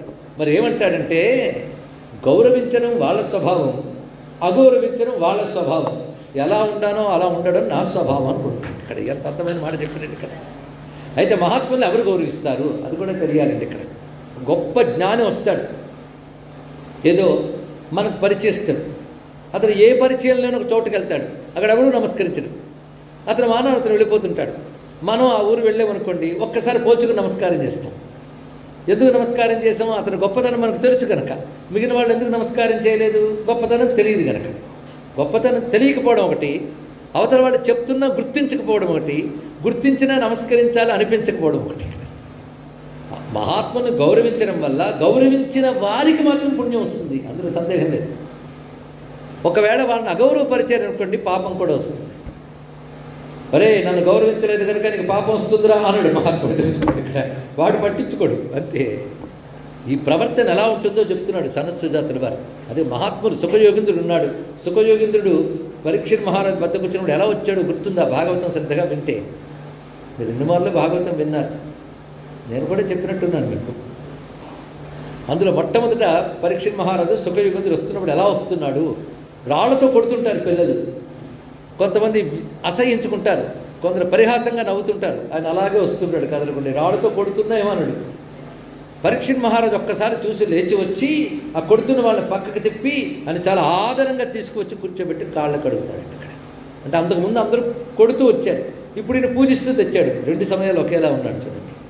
అందుకే అన్నమయ్య అంటాడు, తిట్టేటి మాటలను దీవించే మాటలను అట్టే సరే అని తలచినాతడే సుఖి, పట్టి చంపే వేళ పట్టము కట్టే వేళ అట్టు నిట్టు చలించని అతడే సుఖి, అటువంటి వాడువు హరిదాసుడు అటమటాలు విడిచిన అతడే సుఖి అని చెప్తాడు. అమానినామానది అని అంటే ఇంత భావం ఉన్నదండి. ఇది వేదాంత మార్గంలో చెప్పిన మాటని మహానుభావుడు ఇక్కడ శిక్షాష్టకంలో చెప్తున్నాడంటే అక్కడైనా ఎక్కడైనా జ్ఞానమైనా భక్తి అయినా ఒకటే మార్గం అని దీన్ని బట్టి తెలుసుకోవాలి ఇక్కడ. అది ఇక్కడ చెప్తున్న మాట, నా మాన్యమానో మన్యేత నమాన్యం అభిసంజ్వరేత్. మరి ఎలా ఉంటుంది అంటే అతని ప్రవృత్తి, కళ్ళు రెప్పలు వేస్తాం, కళ్ళు మూస్తాం. ఇది మన ప్రయత్నంతో ఉంటుందా? సహజంగా జరిగిపోతుంది. ఇది స్వభావ వృత్తి అని అంటారు ఇక్కడ. లోకం స్వభావ వృత్తిర్హి నిమేషోన్మేషవత్సద విద్వాంసో మానయంతీహ ఇది మాన్యేత మానిత. ఈ మాటకు అర్థం ఏంటంటే స్వభావం చేత గొప్పవారు గుర్తించి నమస్కరిస్తారు, స్వభావం చేతే నీచులు గుర్తించరు గౌరవించరు అన్నాడు ఇక్కడ. 2 స్వభావమే. మహాత్ముల స్వభావం ఏంటంటే ఒక గొప్పవాడు కనబడగానే ఆహా వాడు గొప్పతనం తెలుసుకుంటారు, కానీ సామాన్యులుగా గొప్పతనం తెలియదు. ఆ మహాత్ముడు ఎంత జ్ఞానం, ఎటువంటి తపస్సో తెలుసుకోలేరు వాళ్ళు, కానీ గొప్పవాడిని గొప్పవాళ్ళే పోల్చగలరు. అందుకని విద్వాంసులు ఒక జ్ఞానిని మన్నించినప్పుడు ఎక్కడెక్కడి నుంచో జ్ఞానులు వచ్చి రమణ మహర్షి పాదాల మీద పడ్డారు. అప్పుడు వారు ఎలా పోల్చగలిగారండి రమణుల వారి దగ్గరికి వచ్చి? వాళ్ళు గొప్పవారు కనుక. రమణుల వారి గొప్పతనాన్ని పోల్చుకోగలిగింది వాళ్ళు, అంతేగాని రమణుల వారి దగ్గరికి వెళ్తే వ్యాపారంలో కలిసి వచ్చిందని వెళ్ళిన వాళ్ళు చాలామంది ఉన్నారు, అది వాళ్ళ దగ్గర ఏంటి ఇక్కడ. కానీ రమణుల వారు గొప్ప జ్ఞాని అని ఒక్క మాట్లాడినా మన బ్రతుకు మారిపోతుందని వెళ్ళిన వాళ్ళు ఉన్నారు. కాంచీయంతీంద్రుడు చంద్రశేఖరేంద్ర సరస్వతి స్వామి వారి వద్దకు వెళ్ళాము అంటే ఆయన గొప్పతనం తెలుసుకుని వెళ్ళాము. అలా తెలుసుకుని వెళ్ళేటువంటి వారి విద్వాంసులు, అలా తెలుసుకుని నమస్కరించడం వాళ్ళ స్వభావం. గొప్పవారి స్వభావం గొప్పవారిని గౌరవించడం. మరికొంతమంది ఉంటారు ఎంత మహాత్ముడు కనిపినా గౌరవించట. వాళ్ళ గురించి చెప్తున్నాడు, అధర్మ నిపుణా మూఢా లోకే మాయా విశారదా నా మాన్యం మానయిష్యంతి మాన్యానాం అవమానిన అన్నారు ఇక్కడ. ఎవరు పాప జీవనంలో ఎవరు అధర్మ పరాయణులో, ఎవరు మూఢులో, ఎవరు కపట జీవనంతో ఉంటారో వాళ్ళు గౌరవించవలసిన వారిని గౌరవించరు, సరికదా అవమానిస్తారు. ఈ అవమానించడం, గౌరవించకపోవడం వాళ్ళ స్వభావం. గౌరవించడం, సన్మానించడం మహాత్ముల స్వభావం. ఈ రెండిటికీ చలించకుండా ఉండేటువంటి వాడు గొప్పవాడు. అందుకే మానం కాకుండా మౌనం అవలంబించాలి అనే మాటని సరస్వతుల వారు చెప్తున్నారు. నవై మానంచ మౌనంచ సహితౌ వసత సదా. మానం మౌనం కలిసి ఉండవు, ఏదో ఒకటే ఉండాలన్నాడు ఇక్కడ. అర్థమవుతున్నది కదా. మానం అంటే ఇందాక చెప్పు, అయం హి లోకో మానస్య అసౌ మౌనస్య తద్విదు. మానం ఉన్నవాడికి ఈ లోకమే, మౌనం ఉన్నవాడికి తత్ లభిస్తుంది అన్నాడు. తత్ అంటే ఏమిటండి? చితిస్తత్పద లక్ష్యార్థ తత్సవితుర్వరేణ్యం. తత్ అంటే అది, అంటే పరమపదం, పరంధామం. అది ఎవరికి లభిస్తున్నది? మౌనికి లభిస్తుంది. మానం కలిగేవాడికి ఈ లోకమే, పై లోకం లేదు వీడికి. ఈ లోకం అంటే నువ్వు సుఖదుఖాలు, మానవమానాలు ఈ లోకంలోనే చూస్తున్నావు. కానీ నన్ను వీడు గౌరవించాడని సరదా పడుతున్నది ఎక్కడ? ఈ లోకంలోనే. నన్ను అవమానించాడని బాధపడుతున్నది ఎక్కడ? ఈ లోకంలోనే. కనుక మానం ఉన్నంతకాలం ఈ లోకమే తప్ప పై లోకం లేదు. మళ్ళీ ఈ లోకం వాసన వదలలేదు కదా, మళ్ళీ మరణించి ఈ లోకంలోకి వస్తాను. కానీ మానం ఉన్నవాడికి చస్తూ పుడుతూ ఈ లోకంలోనే తిరగాలి. మౌనం ఉన్నవాడికి పరమపదము అన్నాడు ఇక్కడ. అనగా ధృతరాష్ట్రుడు ఊరుకోలేదు. మౌనం అన్నావే, మౌనం అంటే ఏమిటి? మౌనం అంటే నోరు మూసుకు కూర్చోడమా? కొందరు మౌన వ్రతాలు చేస్తుంటారు, మీరు చూస్తున్నారు లేదు? నోరు తప్ప అన్నీ మాట్లాడుతాయి ఆ సమయంలో. వాడు పోల్చాడు లేదు, డ్యాన్సులు చేస్తారు, అభినయాలు చేస్తుంటారు, కోపంగా కళ్ళు చిట్లిస్తారు. మాట్లాడకూడదు ఆ రోజున. అంటే మాట్లాడితే నోరు ఒక్కటే, మాట్లాడకపోతే ఒళ్ళంతా మాట్లాడుతుంది ఇక్కడ. అలాంటి మౌనాలు కాదండి ఇక్కడ. మౌనం అంటే ఉదాసీనతయా అని అడిగాడు. మౌనం అంటే ఉదాసీనంగా ఉండడమా అంటే ఏది జరిగినా అలా ఊరుకోవడమా మౌనం? మౌనం అంటే ఏమిటి? అంత గొప్పగా చెప్తారు కదా. మరి కృష్ణ పరమాత్మ మనకి మౌనం గురించి ఎంత చక్కగా వివరించాడు. ఎక్కడ చెప్తాడు చెప్పండి? మౌనం ఎంత అవసరమో ఎక్కడ చెప్పాడు? మన ప్రసాద సౌమ్యత్వం మౌనం ఇంద్రియ నిగ్రహ, శారీరక వాచిక మానసిక తపస్సుని చెప్పాడు. మీరు గీత పారాయణ చేస్తూ ఉంటారు, మరి అంత తొందరగా అందుకోవాలి ఈ మాటని. మౌనం అనేటువంటిది మానసిక తపస్సు కింద చెప్పాడు కృష్ణ పరమాత్మ. గుర్తుందా? వాచిక తపస్సు కాదు, అంటే నోటితో కాదు చేసేది మౌనం, మనసుతో చేయాలి. మౌనం అంటే ఏమిటి అనే దానికి మన సనస్సుజాతుల వారు చెప్తున్న గొప్ప భావం ఏంటంటే, మౌనం అంటే మునేహ చర్య మౌనం. ముని యొక్క చర్య మౌనం అన్నాడు. ముని ఏం చేస్తాడు? నిరంతరం ఆత్మతత్వ మననం చేస్తాడు, అంటే పరమాత్మను మననం చేస్తున్నాడు. ఆ మననశీలతయే ముని యొక్క లక్షణమే మౌనం. కనుక ఇప్పుడు అర్థమైంది కదా, నిరంతర పరతత్వ మననం చేయడమే మౌనం. నోరు మూసుకు కూర్చోవడం కాదు. ఆ కృష్ణుని యొక్క ఆ తత్వాన్ని, ఆ పరమాత్మ యొక్క తత్వాన్ని, వాటినే మననం చేస్తూ ఉండేవాడు మౌని. ఆ మౌనం ఎవడికి ఉంటుందో వాడు కృష్ణుడు దొరుకుతాడు, మానం ఎవడికి ఉంటుందో వాడికి లోకం దొరుకుతుంది. ఏం కావాలో తెలుసుకోవాలి. కనుక మౌనం ఉంటే తత్ విదువు, తత్ లభిస్తుంది. ఇక మౌనం అనే మాట రెండింటికి చెప్పాలట. మునిచర్యని మౌనం అనాలి. మౌనం అంటే అర్థం జ్ఞానం, ఇది ప్రధానమైన అర్థం. నోరు మూసుకు కూర్చోవడం కాదు. కొందరు మౌనంగా ఉన్నాడు ఏంటంటే నోరు మూసుకు కూర్చున్నాడని అర్థంలో వాడతాం. మౌనం అంటే జ్ఞానం అని అర్థం. మౌన వ్యాఖ్యా ప్రకటిత పరబ్రహ్మతత్వం అంటాం కదా. మౌనం అంటే జ్ఞానం అని రాశారు అర్థం. ఎందుకంటే జ్ఞానం అంటే పరమాత్మకి సంబంధించిన జ్ఞానమే జ్ఞానం. మరి మిగిలిన జ్ఞానాలు ఇక్కడ లెక్కలోకి రావు. కానీ పరమాత్మ స్థితి ఏమిటి? యతో వాచో నివర్తంతే అప్రాప్య మనసా సహా. మనసు మాట రెండింటికి అందని వాడు పరమాత్మ. మనసు మాట అందరిదే మౌనం. కానీ మౌనం అంటే మనసుకి మాటకి అందని పరమాత్మని మౌనం అనాలి. ఆ పరమాత్మ వైపు మనస్సు ఎవడు తిప్పాడో వాడు మౌని. అందుకే సంతుష్ట సతతం మౌని యథాత్మా దృఢ నిశ్చయ అని చెప్తారు కదా. మౌనం అంటే ఇది అర్థం ఇక్కడ. కానీ మౌనం ఎవడికి ఉంటుందో వాడికి తత్తనబడే పరమాత్మ లభిస్తాడు. మానం ఎవడికి ఉంటుందో వాడు లోకంలో పడుకుంటుంటాడు. అందుకే ఆ మానం అనేది లేనటువంటి వాడు అమానినా. కానీ తాను మాత్రం ఇంకోటికి గౌరవిస్తాడు. అది తెలుసుకోండి. రెండు కూర్చోండి అంటాడు. ఎంత గొప్ప విషయం అండి. అంతేగాని అయ్యో నన్ను వాడు నా గొప్పతనం గుర్తించలేదే అని బాధపట్టు. బృందావనంలో గొప్ప యోగి ఉండేవాడు. ఆయన జరిగిన చరిత్ర అండి. ఇప్పుడు దశాబ్దాల క్రితమే. ఇలాంటి మహాత్ములకి ఇప్పటికీ దేశంలో కొదవలేదు. అమానినా మానదేన అంటే తెలియవలసిన గొప్ప అంశం ఇక్కడ. గొప్ప యోగి ఉండేవాడు, గొప్ప పండితుడు ఆయన. ఆయనకి అనేక మంది శిష్యులు ఉన్నారు. ఆ శిష్యులందరూ దేశంలో అనేక చోట్ల ఉంటూ వారి సాధనలు వాళ్ళు చేసుకుంటున్నారు. గొప్ప కృష్ణ భక్తుడు ఆయన. ఆ రోజుల్లో ఒక పెద్ద పండితుడు అన్ని దేశాలు, అన్ని రాజ్యాలు తిరిగి వెళుతూ ప్రతి రాజ్యాస్థానంలో ఉన్న ఆ ఊరు పండితుల్ని, ఆ దేశ పండితుల్ని ఓడిస్తూ తనను మించిన పండితులు లేడు అనే సర్టిఫికేట్లు తెచ్చుకుంటూ వస్తున్నాడు. ప్రతి రాజ్యానికి వెళ్ళడం, అక్కడ పండితులను ఓడించడం, పండితులు ఓడిపోయామంటే మేము ఓడిపోయామని వాళ్ళ చేత కాగితాలు రాయించుకొని ఆ రాజు చేత ఒక బిరుదు పొంది వెళ్ళేవాడు. ఇలా అన్ని రకాల బిరుదులు పొందుతూ వస్తున్నాడు. ఆయనకి ఈ పండితుల గురించి తెలిసింది, ఈ భక్తుల గురించి. ఇతన్ని మించిన పండితులు లేడు, బృందావనంలో ఉన్నాడు మహాయోగి. అయితే ఆయన కూడా నేను ఓడిస్తాను అని బయలుదేరాడు. వారు గొప్ప జ్ఞాని కనుక ఆయనతో వాదించాలి అంటే అనేక పుస్తకాలు కావాలనుకో, 12 పుస్తకాలు వేసుకువెళ్ళాడు. అక్కడ వెళ్ళి ఆయన వద్దకు వెళ్ళి మీతో వాదించడానికి వచ్చాను అన్నాడు. అని మాట్లాడలేదు. కృష్ణుడికి భోగ్ చేస్తున్నట్టే. ఇప్పుడు కృష్ణుడికి నైవేద్యం పెట్టడం కోసం వండుతున్న భోగ్ అంటారు బృందావనంలో. ఇక్కడ కూడా అదే శబ్దం వాడతారు. భగవంతుడు అంటే అంత ప్రేమగా వాళ్ళు ఆరాధన చేస్తారండి. కృష్ణుడికి భోగ్ వండుతున్నట్టే. నీతో వాదించే సమయం లేదు, కృష్ణ కైంకర్యంలో ఉన్నాను అన్నాడు. మీరు నాతో వాదించడానికి భయపడి ఆ మాట అంటున్నారు అనుకో, నాకేం పర్వాలేదు అన్నాడు. మొత్తానికి మొత్తం పూజ అయిపోయింది. వాదనకు సిద్ధమా అన్నాడు. నేను నీతో వాదించాను అన్నాడు. అయితే ఓడిపోయిన ఒప్పుకుంటారా అన్నాడు. నీకు అదే తృప్తి అయితే కానీ అన్నాడు. ఓడిపోయిన మీ సంతకం పెట్టేప్పటికీ అయితే మీద అన్నాడు. సరే అని రాసిచ్చేసాడు ఆయన. ఇంకా పట్టుకు బయలుదేరిపోయాడండి. ఫలానా వాడిని ఓడించాను హో అని బయలుదేరి వచ్చాడు. అలా క్రమంగా వంగదేశానికి వచ్చాడు, బెంగాల్కి. వచ్చేటప్పటికల్లా అక్కడ ఈయన శిష్యులు ఉన్నారు, పెద్ద ఆయన శిష్యులు. ఫలానా వాడిని ఓడించాను నేను చెప్తూ ఉంటే, ఏంటి మా గురువుగారిని ఓడించావు నువ్వు? అయితే రా నేను నీతో వాదిస్తానంటే తెలుద్దాం అన్నాడు. ఇక్కడ అతను వాదించి గెలిచాడు. నిజమే, ఆయన శిష్యుడి చేతిలో ఓడిపోయాను నేను. ఆయనతో వాదించకుండానే ఓడిపోయాను అంటున్నాడు.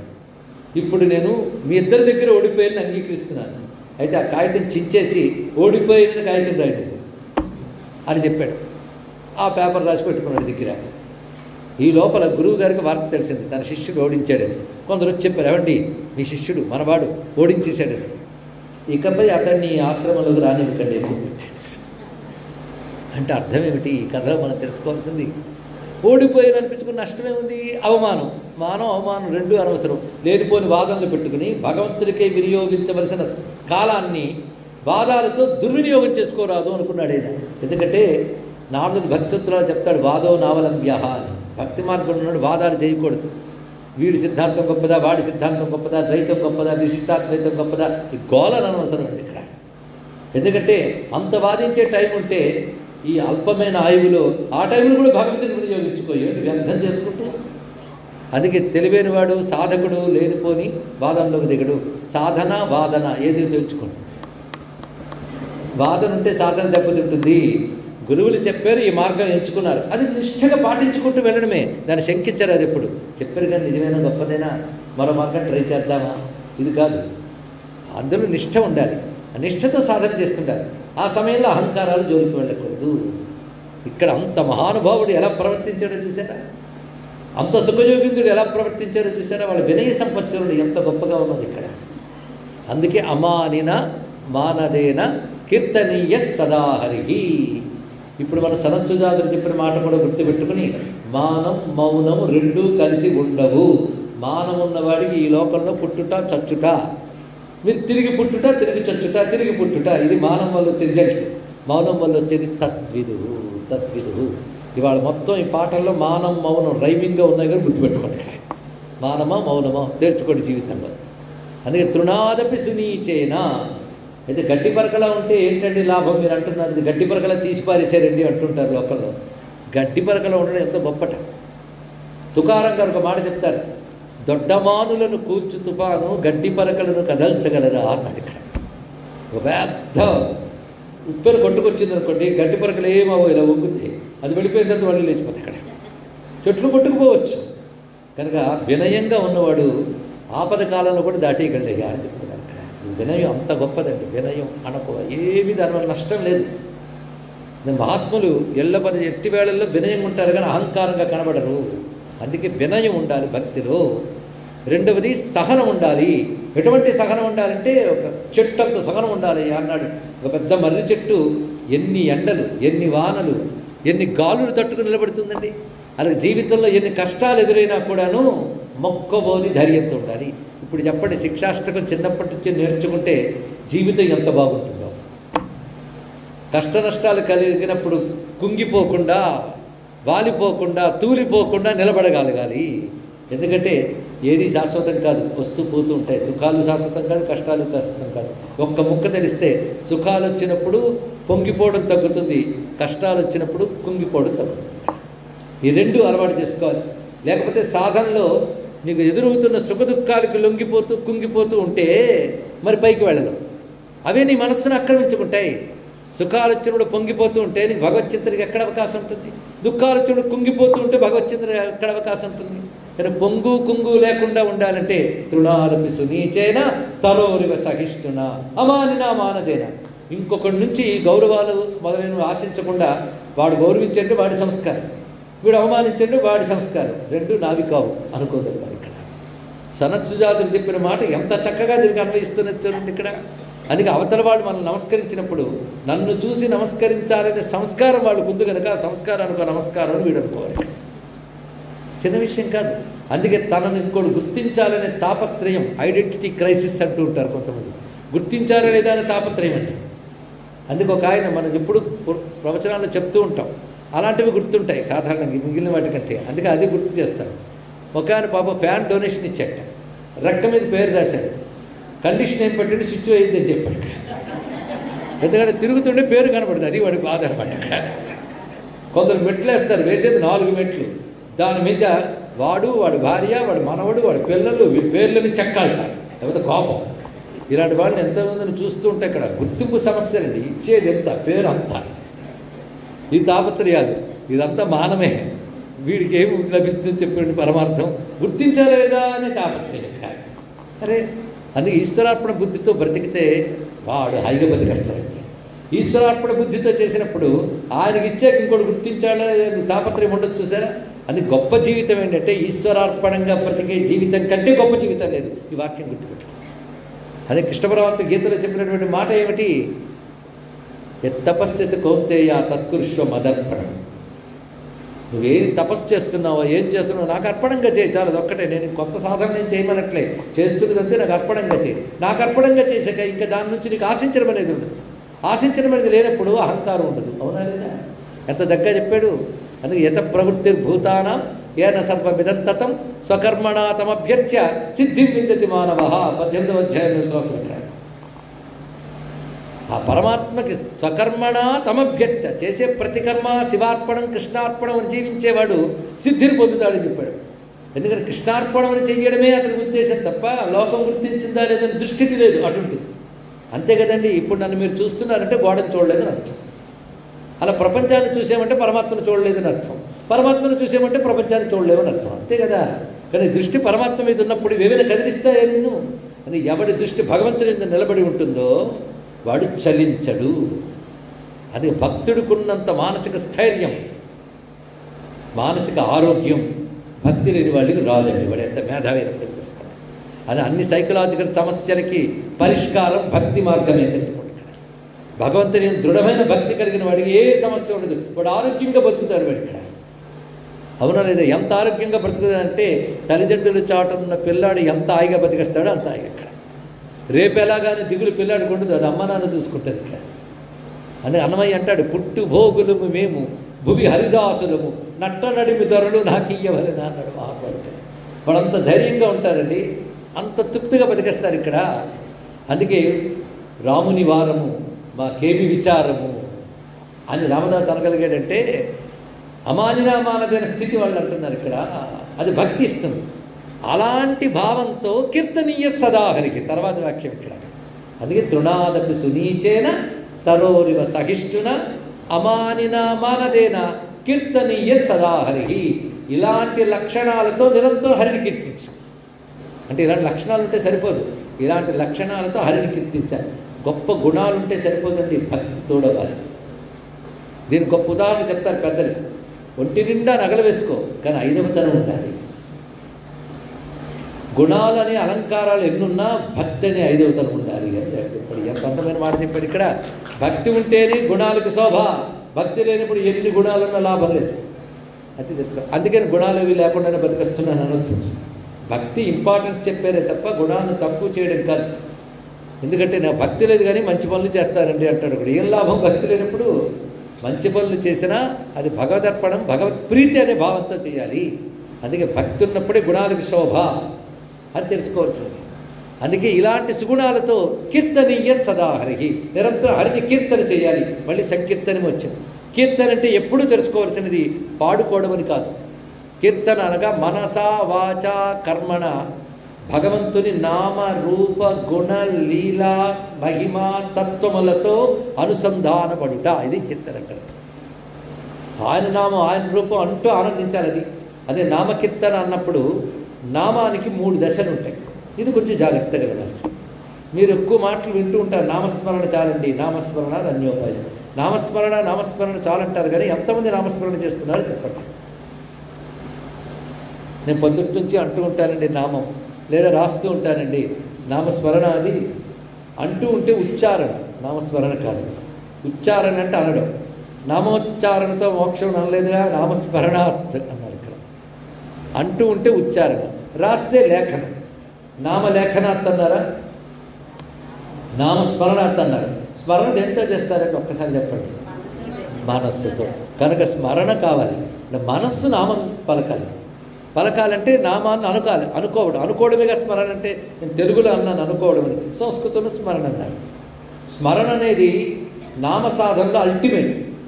మొట్టమొదటి నామ సాధన ఉచ్చారణ అని మొదలవుతుంది.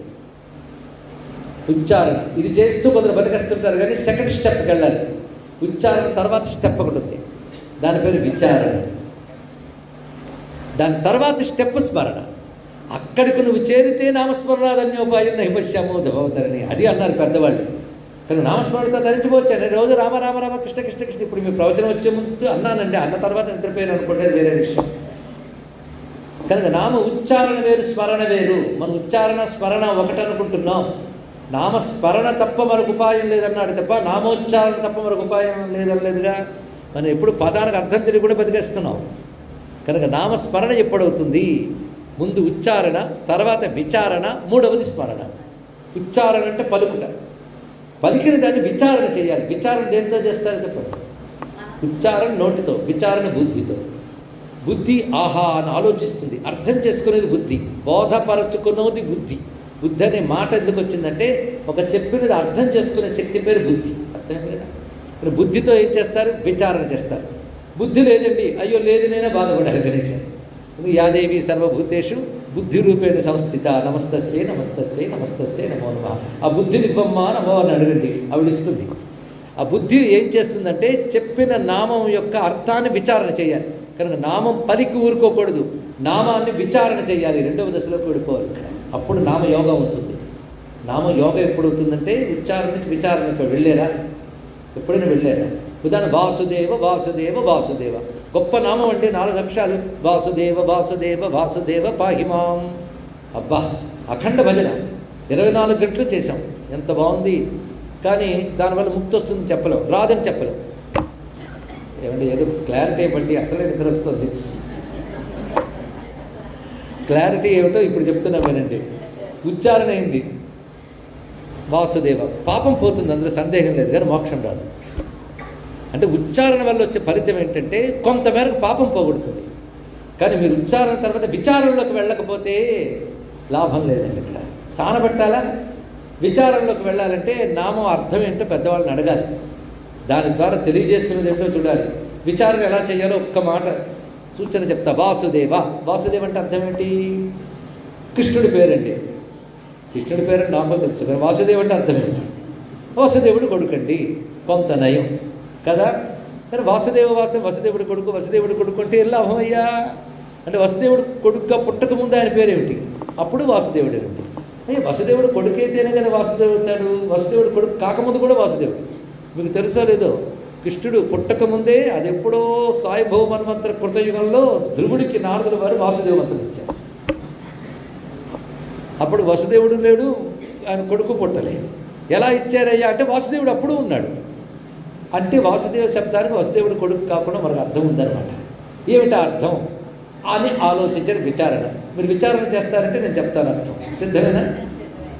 వాసుదేవ, వాసుదేవ అంటే అర్థం ఏంటండి? వ్యాసులు వారిని అడగండి, చెప్పేస్తాడు. వాసనాత్ వాసుదేవస్య వాసితంతే జగత్రయం సర్వభూత నివాసోసి వాసుదేవ నమస్తే. అరే ఇందాక విష్ణు సహస్రం చదివితే వసించుట అంటే ఉండుట అని అర్థం. వాసు వసన ధర్మాత్ వాసు, ఉన్నవాడు. ఎక్కడుంటాడు? అంతలో ఉంటాడు. ఎప్పుడు ఉంటాడు? ఎప్పుడు ఉంటాడు. ఉండడమే ఆయన లక్షణం. అంటే ఎంత గొప్ప భాష ఇక్కడ. ఎప్పుడు ఉండడమే ఆయన లక్షణం. కానీ ఎప్పుడు ఉంటాడు, అన్ని చోట్ల ఉంటాడు. ఉన్నవాడు జడంగా లేడు, ఒక రాయిలా ఉన్నాడా? దేవ. దేవ అంటే దివ్యతే ప్రకాశ్యతే ఇది దేవ. ప్రకాశించువాడు అంటే చైతన్యం, చిద్రూపుడే ఉంటాడు. కేవలం చిద్రూపుడుగా చైతన్య స్వరూపుడుగా ఉంటాడు. కానీ ఎప్పుడు ఉంటాడు కనుక సత్, చైతన్య రూపంతో ఉంటాడు. చిత్, సత్ అంటే వాసు, చిత్ అంటే దేవ, కలిపితే వాసుదేవ అంటారు. ఇప్పుడు మీకు తెలిసిందా? వాసుదేవ విచారణ చేశారు కనుక ఇప్పుడు వాసుదేవ విచారణ ఎలా చేయాలో చూడండి. వాసుదేవ వాసుదేవ అంటూ అంటూ ఆహా, అంతటా ఉన్నవాడు, అంతటా ప్రకాశింపజేయవాడు, అంతా చైతన్యం ఇచ్చేవాడు ఆయన వాసుదేవుడు. ఇప్పుడు వసుదేవుడు కొడుకుని అర్థం దాటిపోయాం. వసుదేవుడు కొడుకు కాదు అనకూడదు. వసుదేవుడు కొడుకుని మాత్రమే కాకుండా అందరిలో వసించి ప్రకాశించేవాడు. ఎలా వసిస్తాడు అంటే పువ్వులో వాసన, వాసన అంటే వసించేదే, మొత్తం వ్యాపించి ఉంటుంది. అలాగని సర్వవ్యాపకం. వ్యాపకుడు అంటే మళ్ళీ విష్ణువు. ఇలా ప్రతి మాటకి నారాయణ నారాయణ. నారం అంటే జీవ సమూహం, అయనం అంటే ఆశ్రయం, సర్వజీవులకి ఆశ్రయమైన వాడు. ఈ అర్థం తెలిసే కాదు విచారణ చేస్తుంటే వాసుదేవ నాలో ఉండి నన్ను ప్రకాశింపజేస్తున్నాడు, అంతటా ఆయనే ప్రకాశింపజేస్తున్నాడు తెలియగానే ఎలా ఆనందం కలుగుతుందండి. జ్ఞానం వస్తుందా లేదా? అప్పుడే ప్రారంభమైంది కదా. దేనివల్ల? విచారణ వల్ల. నేను ఉచ్చారణ నుంచి విచారణలోకి వచ్చాను. విచారణ చేసాక వాసుదేవ అంటే ఇదేం తెలిసింది కదా, అది ఎప్పుడు స్మరించండి. ఆ జ్ఞానాన్ని ఎప్పుడు గుర్తు పెట్టుకోండి. స్మరణ అంటే గుర్తు పెట్టుకుంటా. ఈ జ్ఞానం గుర్తుపెట్టుకోవాలి. వాసుదేవ అంటే సర్వవ్యాపకుడి ఉంటూ ప్రకాశించేవాడు. అందుకు అర్థాన్ని తెలుసుకోవడం ఎందుకంటే విచారణ కోసం. అందుకే నామ అని విని ఊరుకోకుండా విచారణ చేసి ఆ విచారణ ద్వారా జరిగే జ్ఞానాన్ని మనం స్మరణలో పెట్టుకోవాలి. అన్నిటికంటే మోక్షానికి మార్గం స్మృతే. గుర్తుపెట్టుకోవడం మరేం లేదు. ఎప్పుడు గుర్తుపెట్టుకో ఎవరిని? పరమాత్మ. ఎప్పుడు పరమాత్మ గుర్తుపెట్టుకుంటే నువ్వు పరమాత్మలోకి వెళ్తావు. ప్రపంచం గుర్తుపెట్టుకుంటే ప్రపంచంలోకి వస్తావు. ఏది గుర్తుపెట్టుకున్నామో మీరే నిర్ణయించుకోండి. కానీ స్మరణ అంటే పరమాత్మని గుర్తుపెట్టుకునట, మర్చిపోకూడదు. నేను మర్చిపోవడం ఏంటండి? మర్చిపోవడం అనేది లేనే లేదు. ఎందుకంటే ఎప్పుడు గుర్తున్నవాడికి మర్చిపోవడం ఏంటి? అలాంటి స్మృతి ఉండిపోవాలి. అది స్మృతి ఉన్నవాడికి మృతి లేదు, తెలుసుకోండి. ఇక్కడ మృతి అంటే మరణం. స్మరణ ఉంటే మరణం ఉండదు, మరణం ఉంటే మోక్షం ఉంటుంది. ఏ స్మరణ ఉండాలి? నామస్మరణ. అంటే నామం ఉచ్చారణ నుంచి విచారణలోకి వెళ్ళి విచారణ స్మరణ అయిపోవాలి. అప్పుడు నామం యోగం అవుతుంది. ఆ దశలోకి వెళ్ళాలి. అయితే మామూలుగా నామం అనుకున్నాం అనుకోండి, అజామిలులాగా పాపాలు పోతాయి. కానీ అజామిలుడికి పాపం పోయింది నారాయణ అనడం వల్ల. మళ్ళీ ఆయనలో రియలైజేషన్ వచ్చి స్మరణలోకి వెళ్ళే కానీ మోక్షం రాలేదు. నిన్న కథల యొక్క సారం గుర్తుందా? నేను చెప్పాను కదా, ఇప్పుడు మర్చిపోయారా? అతను వెంటనే విమానంలో తీసుకెళ్ళిపోలేదు అజామిలుడిని. అతని పాపం పోవడం వల్ల భగవంతుడు అతని బుద్ధి మార్చాడు. మారిన బుద్ధితో ఆయన విచారణ చేసి స్మరణలోకి వెళ్ళి మోక్షం పొందాడు. ఇప్పుడు తెలిసింది కదా. నిన్న కథకి ఇది కొనసాగింపు. అదే మనం నామంతా ఏం చేయాలి? మళ్ళీ మనకు కూడా యమదూతలు విష్ణుదూతలు వచ్చాక అప్పుడు చూసుకుందాం అనొద్దు. అందరికి అలా వచ్చేది వాడికి, అదేదో పుణ్య విశేషం ఉంది ఆయనకి. కనుక ఇప్పుడు మనం చేయవలసింది నామ ఉచ్చారణని విచారణలోకి తీసుకువెళ్ళి విచారణ స్మరణగా పెట్టుకుంటే ముక్తి తప్పదు. అలా కీర్తనీయ, ఆ విధంగా కీర్తన చేయాలి. ఆ కీర్తన చేయడం జీవిత విధానం ఎలా ఉండాలి? అహంకారపూరితంగా కాకుండా, సుఖాలు వచ్చినప్పుడు మిడిసిపడిపోకుండా, దుఃఖాలు వచ్చినప్పుడు చెతికిలపడిపోకుండా దృఢమైన చిత్తంతో ఉంటూ భగవంతుడిని నిరంతరం ప్రేమగా కీర్తన చేసిన వాడు ధన్యుడు. ఇలా కీర్తన చేయాలని సాధకులకి గొప్ప మార్గాన్ని చెప్పాడు కనుక మరొక్కసారి శ్లోకం చదువుకోండి. తృణాదపి సునీచేన తరోరివ సహిష్ణునా అమానినా మానదేన కీర్తనీయ సదా హరిః. అలాంటి చిత్తవృత్తి కలిగిన వారు మహాత్ములు అండి. ఇక్కడ అలాంటి మహాత్ములకు ఉదాహరణలు ఇప్పుడు ఎన్నో చెప్పుకున్నాం. ఈ చెప్తున్నవాడే ఒక ఉదాహరణ. ఎవరు? చైతన్య మహాప్రభు. ఆయన జీవితం ఎలా ఉంటుంది గమనించితే ఆయన తర్క వితర్కాలు లేవు ఆయన సాధనలో. ఎవరైనా భగవద్భక్తికి విరోధ మార్గం అని చెప్తే మాత్రం అత్యంత వినయంగా మాట్లాడు. తాను గొప్ప శాస్త్ర పండితుడే. వినయంగా మాట్లాడి వారికి అది కాదండి, ఇది దాని హృదయం అనుకుంటున్నాను అని చెప్తే వాళ్ళు అర్థం చేసుకునేవారు. పైగా ఆయనకున్నటువంటి స్వతసిద్ధమైనటువంటి శక్తి చేత, భక్తి చేత, తేజస్సు చేత మహామహా పండితులు కూడా పారాక్రతులై వారి జీవితాలు మార్చుకున్నారు. పండితులు దాకా ఎందుకు, మృగాలు కూడా మారిపోయాయి. ఆయన అరణ్యం నుంచి ప్రయాణం చేస్తూ వస్తూ ఉంటే శ్రీకృష్ణ గోవింద హరే మురారే అంటూ ఉంటే పులులు మొదలైన జంతువులు కూడా ఆయన వెంట వచ్చేసేట. కొందరు చెప్తారు, నమ్మిన వారు నమ్ముతారు, నమ్మని వారు లేదు, కానీ జంతువుల నోట కూడా భగవన్నామం పలకబడేసారు. అంటే ఆయన తపశ్శక్తి అంత గొప్పది, భక్తి అంత శుద్ధమైనది, శుద్ధమైన భక్తి అంతది కనుక సర్వాంతర్యామి నారాయణుడు కనుక వారి హృదయాల్లో ఉన్న నారాయణుడు కూడా వాళ్ళని ప్రేరేపించి ఏకం చేశాడు ఇక్కడ. అలాగా ఆ రోజుల్లో లక్షలాది మందిని కలపగలిగాడంటే కీర్తనీయ సదాహరి అని బోధించారంటే మహాత్ముల ప్రభావం అలా ఉంటుంది. అందుకే ఆయన జీవితంలో ఆయన గొప్పతనం చాలామంది చెప్తారు, ఆయన మహిమలు చాలామంది చెప్తారు. మహిమలు చూపించాలని చూపించలేదు, స్వాభావికమైన తపశ్శక్తి చేత వారి నుంచి మహిమలు ప్రకటింపబడతాయి. జగన్నాథ స్వామికి రథం తీసుకువెళ్ళేటప్పుడు చైతన్య మహాప్రభు ఏ విధంగా అసలు ఆ ఉత్సవం కోసం ఉండిపోయేవారు. ఆయన చైతన్య మహాప్రభు శిష్యులు భజన చేసేవారు. 7 బృందాలు ఉండేవండి, సరిగ్గా 7 బృందాలు, ఒక్కొక్క గ్రూపు భజన చేసేవారు. ఇప్పుడు ఆ సంప్రదాయ ప్రకారమే జగన్నాథ మందిరంలో ఇన్ని భజనలు మీరు చూస్తుంటారు వెళుతున్నప్పుడు. వాళ్ళు ఒక్కొక్కరు సామాన్యులు గారు, మనకు చూస్తే పల్లెటూరు వాళ్ళ కనబడతారు కానీ నిష్కపటమైన భక్తి సంపన్నులు వాళ్ళు. ఇదంతా చైతన్య మహాప్రభు దయ. నామ సంకీర్తన అంత చక్కగా చూపించాడు. ఆ భక్తి మార్గంలో ఉన్నవారు అంత వినయంగా ఉంటారండి. ఇందాకే బృందావళి యొక్క చెప్పాం, వాళ్ళందరూ గురువుగారు. ఈయన ఎలా ఉండేవారు, 7 బృందాలు ఉండేవి, ఈయన ఏదో ఒక బృందం దగ్గర ఉండేవారు. కానీ చిత్రం ఏంటంటే చూసే వాళ్ళకి 7 బృందాల్లో చైతన్య మహాప్రభు కనబడేవారు. అంటే ఆయన యొక్క శక్తి చూడండి. అది కొంతమంది ఆయన కృష్ణావతారం అనే అంటారు ఇక్కడ. పైగా రాధాదేవి కూడా కలిసి ఉంటుంది, ఎందుకంటే శరీరం తెల్లగా ఉంటుంది. రాధాదేవి శరీరం తెలుగు, కృష్ణుడి శరీరం నలుపు, ఇద్దరు కలిసి చైతన్య మహాప్రభులు ఉన్నారు. అలాగ భజన చేసేవారు ఆయన, అంత విశేషం. ఆ రథము అది కదిలి వచ్చే తీరు, ఇవన్నీ అలాంటి మార్గంలో ఉన్న మహానుభావులు మరొకరు ఆదిశంకర భగవత్పాదుల వారు. ఆయన జీవితం మీరు మొత్తం పరిశీలించండి, ఆయన భాష్యాలు చదవండి. ఆయన సత్యం చెప్పడానికి అవతరించారు కనుక సత్యం చెప్తారే తప్ప ఇంకెవరిని తోలనాటం కానీ నిందించడం కానీ కనబడదు. తర్వాత కొంతమంది తయారయ్యారు, శంకరులు చెప్పిన భాష్యానికి తిరిగి విమర్శ చేస్తున్నాం అనుకుంటూ. వారు మొదటి వాక్యాల్లోనే శంకరులు నింద చేస్తారు. ఒకరిని నిందించాడు అంటేనే వాడు సరైన జ్ఞాని కాడు. ఎందుకంటే నీ జ్ఞానం నిలబెట్టుకోవడానికి నిందించకుండా నీ గొప్పతనం చెప్పాలి. అది ఇప్పుడు వాళ్ళ మతం గొప్పతనం చెప్పడానికి మన దేవుళ్ళని తిరుగుతుంటారు కొంతమంది. నీ గొప్పతనం చెప్పడానికి నా దేవుళ్ళు ఎందుకు తిట్టడం, వాడు గొప్పతనం ఏదో చెప్పు. గొప్పవాడికి మేము ఒక నమస్కారం చేస్తాం, మనకేం పోయింది, గొప్పవాళ్ళు ఎక్కడైనా ఉంటాం నమస్కారం చేస్తాం. మన రాముణ్ణి మన కృష్ణుడిని తిట్టి వాళ్ళ మతం చెప్పుకోవాల్సిన కర్మ ఎందుకండి? వాళ్ళ గొప్పతనం వాళ్ళు చెప్పుకోమనండి. ఇంకో నిందించనక్కర్లేదు. నిందించాడు అంటే మానం ఎక్కువైపోయింది అంతే. ఇక్కడ శంకర భగవత్పాలు వారిని పరిశీలించండి. వారి జీవితంలో ఎక్కడా కూడా ఎవరితోనూ కుతర్కాలు, మొత్తం ఆయన భాష్య గ్రంథాలు చదివినా, ప్రకరణ గ్రంథాలు చదివినా ఎవ్వరిని నిందించరు. సత్యప్రతిపాదన అంత చక్కగా చేస్తారు. అంటే వాళ్ళ రచనలోనే కనబడదు మానం అనేది, జ్ఞానం భక్తి కనబడతాయి. అలాంటి మహాత్ములు ఎందుకు శంకరులను తెచ్చానంటే కీర్తనీయ సదాహరి అంటే ఈ మార్గంలో పరమాత్మని కీర్తించిన వాళ్ళలో శంకరులు కూడా ఉన్నారు. ఎంత వినయ సంపన్నులు శంకర భగవత్పాల్ వారు సామాన్యం కాదు. ఆయన గొప్ప పండితులు, గొప్ప జ్ఞాని, స్వతసిద్ధంగా బ్రహ్మజ్ఞాని అయినప్పటికీ కూడా సంప్రదాయబద్ధంగా సన్యాసాశ్రమం స్వీకరించడానికి గౌంద భగవత్పాదుల వారికి శరణ వేడారు. ఇంకొకరు ముందు తలవంచరు అహంకారపూరితులు, వెళ్ళి శరణ వేడి స్వామి నాకు సన్యాసాశ్రమాన్ని ఇవ్వండి అని. అంటే అర్హత ఉంటే ఆయన పరిశీలించి ఇచ్చాడు. ఎంత వినయం చూడండి. అంతేకాదు తాను పద్మపాదాచార్యుల వారి యొక్క రచనకి తాను భాష్యం చెప్పారు ఒక సందర్భంలో.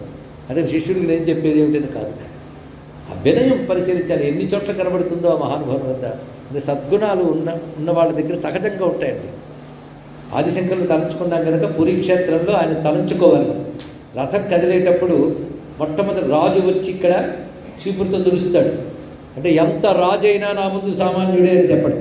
ఇప్పటికీ ఆలయంలో మీరు పరిశీలించండి, ఎంత ప్రయత్నించే రాష్ట్రపతి గారి విఐపి దర్శనాలు ఇప్పటికీ అది కనబడుతుంది. ఎందుకంటే వాడు గొప్ప వీడు తక్కువ ఆయన ముందే ఉంది. సర్వజననాథుడు సర్వజగన్నాథుడు. అందుకే రాజైనా సరే చీపురు పట్టు కుడుస్తాడు.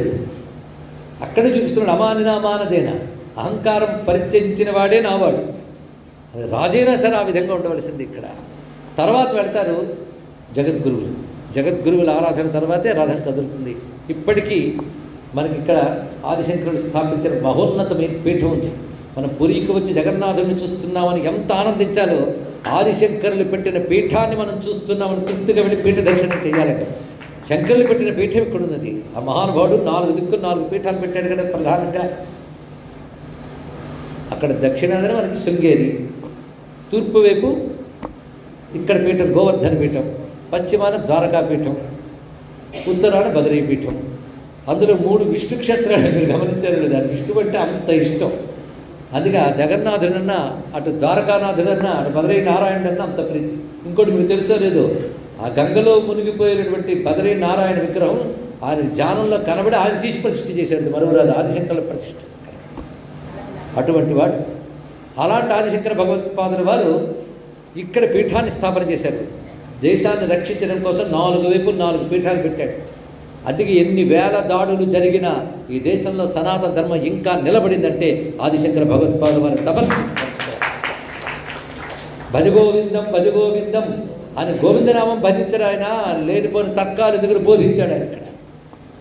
అది గేయం గీతా నామ సహస్రం జేయం శ్రీపతి రూపవజస్రం నేయం సజ్జన సంగే చిత్తం దేయం దీన జనాయచ విత్తం అని బోధించిన మహానుభావుడు. ఎన్ని విషయాలు చెప్పాడు మనకి ఇక్కడ.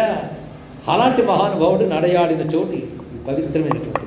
అందుకే ఇందాక చెప్పిన సిద్ధపురుషుల మహాత్ములు ఒక్కొక్కరిని మనం ఉదాహరణ చెప్పుకుంటున్నాం కదా. చైతన్య మహాప్రభు తత్పూర్వం ఆదిశంకర భగవత్పాదుల వారు ఇక్కడ పెట్టిన పీఠం గోవర్ధన పీఠం. ఇది తూర్పును పెట్టినటువంటి పీఠం. దాని దర్శనం చేయాలి మనం. ఎక్కడైనా పీఠం అంటే 4 గోళ్ళు పెట్టడం తపశ్శక్తి ఉంటుంది. నిత్యం ఆరాధింపబడేటువంటి శక్తులు ఉంటాయి అక్కడ. శంకర భగవత్పాదులు పెట్టినటువంటి శ్రీచక్రం ఇత్యాదులు నేటికి ఆరాధింపబడుతుంటాయి. చంద్రమౌళీశ్వర ఆరాధన జరుగుతూనే ఉంటాయి. అందుకే పీఠాలు దర్శించడం మన కర్తవ్యం. మన గురువుల పీఠం అది. అలాంటి ఈ పీఠాన్ని స్థాపించినప్పుడు ఆదిశంకరులు ఎప్పుడు స్థాపించారంటే, నేను ఇక్కడ పీఠం యొక్క లెక్కల ప్రకారం చెప్తున్నాను. ఇక్కడ పీఠ చరిత్రలో ఉన్న లెక్కల ప్రకారంగా ఇది అవిచ్ఛిన్న పరంపర కొనసాగుతుంది. 2489 ఏళ్ల నుంచి ఇక్కడ ఆదిశంకరుల తర్వాత నుంచి క్రమంగా పీఠం కొనసాగుతుంది. ఇది ఋగ్వేద పీఠం. ప్రజ్ఞానం బ్రహ్మ అనే మహావాక్యంతో ఏర్పరిచినటువంటి పీఠం. తర్వాత పీఠం దక్షిణాపథంలో యజుర్వేద పీఠం, అహం బ్రహ్మాస్మి. దాని తర్వాత సామవేద పీఠం, అది తత్వమసి మహావాక్యం. అధర్వణవేద పీఠం, అక్కడికి వచ్చేటప్పటికల్లా అయమాత్మ బ్రహ్మ వస్తుంది. ఇక్కడ ప్రజ్ఞానం బ్రహ్మ అనబడి మహావాక్యాన్ని ఉద్దేశించినటువంటి పీఠం ఇది. ప్రస్తుతం ఉన్న పీఠాధీశులు 145వ పీఠాధీశులు అనేటువంటి వారు. లెక్క పరంపర చూడండి ఎంత గొప్పదో. ఎన్ని వేల ఏళ్ల నాటిది. ఈ లెక్క చారిత్రకంగా సంప్రదాయబద్ధంగా స్వచ్ఛమైన లెక్క ఇక్కడ చెప్తున్నారు. ఇప్పుడున్న శంకరాచార్య పేరు నిశ్చలానంద సరస్వతి స్వామి వారు. దీనికి పైవారు స్వామి నిరంజన దేవతీర్థ. వారి దగ్గర నుంచి ఈయన 1992లో పీఠాధిపతిగా నియమింపబడ్డారు. వీరు ఇప్పుడున్న పీఠాధీశుల అసలు పేరు నీలాంబర్. ఈయన 1943లో పుట్టారు. బీహార్కి చెందిన ఆయన.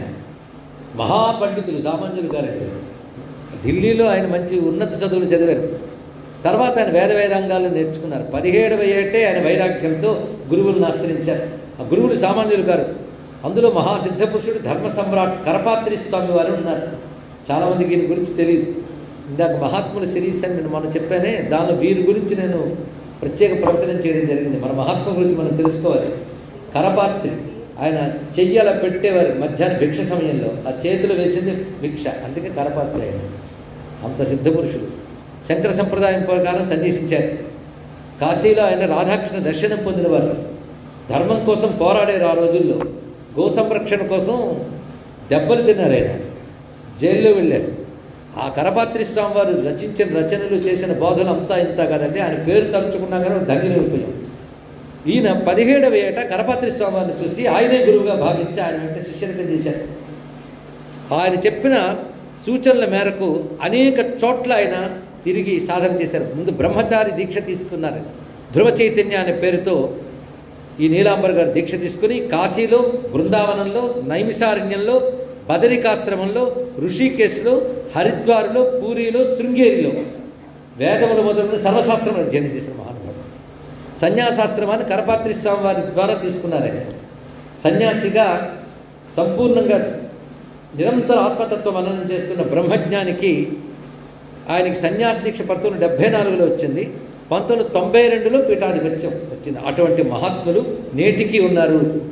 నిశ్చలానంద సరస్వతి స్వామి వారు మనకి పీఠాధీశ్వరులుగా, ప్రస్తుతం ఉన్న పీఠాధీశ్వరుల దివ్య చరిత్ర ఇదండి. ఈయన కరపాత్రి స్వామితో కలిసి ఉద్యమాలు చేసినప్పుడు వారితో పాటు జైల్లో పడ్డారు. అంటే గోసేవలో ఉన్నప్పుడు అప్పుడు ప్రభుత్వం శిక్షించింది ఆయన. స్వతంత్రం వచ్చిన తర్వాత కూడా గోవులు రక్షించుకోవాలి అంటే దెబ్బలు తిన్నారు మన వారు, నేటికి తింటూను అని ఉన్నారు. ఎటువంటి దురదృష్టం అండి ఇక్కడ. సరే, మొత్తానికి దేశం కోసం, గోవుల కోసం నేటికి ఉద్యమిస్తున్న మహా తపస్వీన. మనకు చాలామంది చరిత్రలు తెలియవు. మన ప్రాంతాల్లోనూ కొంతమంది గురించి మనకు తెలుసు. నేటికి కాంచీపేట యతీంద్ర విజేంద్ర శాస్త్రి స్వామివారు, శృంగేరి పీఠాధీశ్వరుడు శ్రీ భారతీతీర్థ మహాస్వామి వారు, విశ్వశంకర భారతీతీర్థ మహాస్వామి వారు దేశం కోసం, ధర్మం కోసం చేస్తున్న సేవ అపారం. వారందరి వల్ల ధర్మం నిలబడి ఉంది. ఇక్కడ ఈ ప్రాంతం నుంచి వీరు చేస్తున్న సేవ కూడా అపారమైనటువంటిది. వీరు చేస్తున్న సేవలు కొంత మీరు కనెక్ట్ అయ్యి పరిశీలించండి. ఎన్ని చేస్తున్నారు. గొప్ప సైంటిస్ట్ ఈయన, అది గొప్ప విషయం. వేదగణితం లాంటివి తెలియజేశారు. నేటికి అంతరిక్ష పరిశోధనా సంస్థలు ఏవైనా కార్యక్రమాలు చేయదలుచుకుంటే వీరిని సంప్రదించి ప్రారంభిస్తుంటారు. తెలుసుకోవాలి, అంత వైజ్ఞానికులు కూడా, అంటే వేదాంతి. భారతదేశంలో ఈ మాటకు చాలా ప్రమాణం, గౌరవం ఉన్నాయి. ప్రస్తుతం వారు పరివ్రాజక ధర్మాన్ని పర్యటిస్తూ ఉన్నారు. ప్రస్తుతం ఇక్కడ స్థానికంగా లేరు, తిరుగుతూ ఉన్నారు. వారు సంచారంగా ఉన్నా కానీ పీఠం మనం దర్శించుకోవచ్చు. అలాంటి మహాత్ములు వారు. పైగా ఆయన ఆదిత్యవాహిని, ఆనందవాహిని అనే 2 సంస్థలు స్థాపన చేసి ధర్మం కోసం చాలా వ్యాప్తి చేస్తున్నారు. ఎందరినో ధర్మం వైపు పురికొల్పుతున్నారు, జ్ఞానాన్ని వ్యాప్తి చేస్తున్నారు. అలాంటి మహాత్ములను ఒక్కసారి తలంచుకుంటే జగన్నాథస్వామి సంతోషిస్తారు. మీరందరూ కూడా ఇటువంటి మనం మునుపు చెప్పినటువంటి సనస్సుజాతుల వారు వర్ణించిన మౌనంలో ఉన్నటువంటి మహాత్ములండి. వారిని ఒక్కసారి స్మరించుకోవాలి. ఇక్కడి నుంచి మనం స్మరించుకుంటే ఆదిశంకరులు సంతోషిస్తారు. అందుకే చెప్తున్నాను. అయితే అడుగు ప్రస్తావన వచ్చింది కనుక నేను శిక్షాష్టకంతో పాటు స్వామివారి యొక్క విశేషాలు చెప్పడం అనేది కలుపుకుంటూ వెళుతున్నాం. కీర్తనీయ సదాహరి, హరిని నిరంతరం కీర్తించాలి. ఆ కీర్తించేటప్పుడు ఒళ్ళూపై తెలియట్లేదు. తను ఎవరు గుర్తిస్తున్నారా లేదా ఇవేవీ లేవు. గుర్తించాలని తాపత్రయం లేదు. అది పిచ్చి పట్టినట్టు గెలుతూ ఉంటారు వాళ్ళు ఆనందంతో. చైతన్య మహాప్రభు అనగానే మనకి 2 చేతులు పైకెత్తిన ఆ విగ్రహమే గుర్తుకొస్తుంది. ఎవరు గుర్తిస్తున్నారు వేరు లేదు వాళ్ళకి. అందుకే బయట లోకం ఏమనుకుంటుందా అని కూడా లేకుండా ఎలుగెత్తి నారాయణ హరే అని అరుస్తున్నారంటే ఈ సిగ్గులు, బిడియాలు, లజ్జ, జుగుప్స ఇలాంటి పాశములన్నీ వాళ్ళు తెంచేసుకున్నారు ఇక్కడ. ఇవన్నీ పాశాలండి. ఎవరో గమనిస్తున్నారా లేదా, నన్ను గుర్తిస్తున్నారా లేదా, ఏమనుకుంటారు ఏమిటో, ఇవన్నీ పాశములు. అవేవీ లేకుండా వాళ్ళు ఆ నారాయణ స్మరణతో తాదాప్యం చెందుతారు. అందుకు మిగిలిన వాళ్ళు ఏమనుకుంటారంటే పిచ్చివాళ్ళు అనుకుంటారు. వాళ్ళు అసలు పిచ్చివాళ్ళు వీళ్ళు. పాశాలతో కట్టుబడ్డారు కనుక వీడేమనుకుంటాడో వాడేమనుకుంటాడో ఇవి వాళ్ళు పాశాలు లేవు. అలాంటి స్థితిలో ఉంటారు వాళ్ళు. అందుకే వాళ్ళు అమానినా మానదేన కీర్తనీయ, నిరంతరం ఆ స్థితిలో ఉంటూ కీర్తన చేస్తుంటారు. జగన్నాథ రథం ముందు అలా గెంతేవారు వాళ్ళు. అలాగే ఇప్పుడు పిచ్చిగత్తులు గెంతే వాళ్ళందరూ చైతన్య మహాప్రభుని నేను అన్నగాని చైతన్య మహాప్రభువుని అర్థం చేసుకోవాలి. వాళ్ళు ఆ స్థితిలో సేవించేవారు. ఇప్పుడు జగన్నాథుడి యొక్క రథాలను ఒక్కసారి భావన చేద్దాం. సిద్ధమేనా? ఇది రథయాత్ర కాదు కానీ రథం గురించి తెలుసుకోవాలి. జగన్నాథుడి రథాలు 3 అని చెప్పుకున్నాం మనం. ఆ 3 ఎలా తయారు చేస్తారు అంటే చెక్కలతో తయారు చేస్తారు. వాటికంటూ విశేషమైనటువంటి పద్ధతులు ఉన్నాయి. ఆ పద్ధతులు తెలిస్తే రథయాత్ర మనస్సులో ఇప్పుడు చేసుకోవచ్చు. ఆ 3 రథాలు కూడాను ప్రత్యేకంగా ఉంటాయి. ఇందులో జగన్నాథుడి రథం పేరు నందిఘోష. ఇది 45 అడుగులు 6 అంగుళాలు ఉంటుందండి. 16 చక్రాలు ఉంటాయి దానికి. రథం పైన పసుపు, ఎరుపు రంగులుతున్న వస్త్రం కప్పుతారు గోపురంలాగా. దాని ధ్వజం మీద దేవతలు, ప్రధానంగా హనుమంతుడు, చంద్రుడు, శంఖము ఉంటాయి. ఇక తెల్ల గుర్రాలు 4 ఉంటాయి. వాటి పేర్లు ఉన్నాయండి. ఊరికిన పేరు పెట్టడం కాదు, 4 దేవతలు కూడా. వాటిని ఆవాహన చేస్తారు ఆ మంత్రాలతో. అవి శంఖుడు, వలాహకుడు, శ్వేత, హరిదస్వ. ఈ 4 పేర్లు వాటికి. ఎందుకంటే వింటే మనకు పుణ్యం అని చెప్తున్నారు. శ్రద్ధాళువులు అనుసంధానం చేసుకోవచ్చు. గుర్రముల పేర్లు ఇవి. పైగా రథ పాలకుడు గరుత్మంతుడు, సారథి దారుకుడు. కొంచెం కృష్ణకథ తెలిస్తే కృష్ణుడు రథానికి సారథి దారుకుడు వైకుంఠంలోనే ఆయన దిగొచ్చాడు కృష్ణావతారంలో. నేటికి దారుకుడిని ఆయన్ని మంత్రశక్తితో ఆవాహన చేస్తారు. ఆ సమయంలో మనకి కర్రల్లా కనబడతాయి కానీ దేవతలందరూ రథంలో ఉంటారు. ఇప్పుడు మన మనస్సులో వాడికి నమస్కారం చేసుకోవచ్చు. ఇక రథాన్ని లాగే తాడులో శంఖచూడు అనే సర్పశక్తిని ఆవాహింపజేస్తారు. ఆ సర్పదేవత అందరూ ఉంటారు. రథం చుట్టూ 9 మంది ఉంటారు పార్శ్వదేవతలు. వీళ్ళు చెక్కతో చేసిన దారుమూర్తులే. వాటికి మంత్రములు ఉంటాయి. ఆ పార్శ్వదేవతలకు బలులు మొదలైనవి చేస్తారండి. వారి పేర్లు వరాహ, గోవర్ధన, కృష్ణ, నరసింహ, రామ, నారాయణ, త్రివిక్రమ, హనుమంత, రుద్ర. మొత్తం 9 మంది పార్శ్వదేవతలు. ఇది జగన్నాథ రథం యొక్క విశేషం. ఇక బలభద్రుడి రథం ఉన్నదే, దాని పేరు తాళధ్వజ.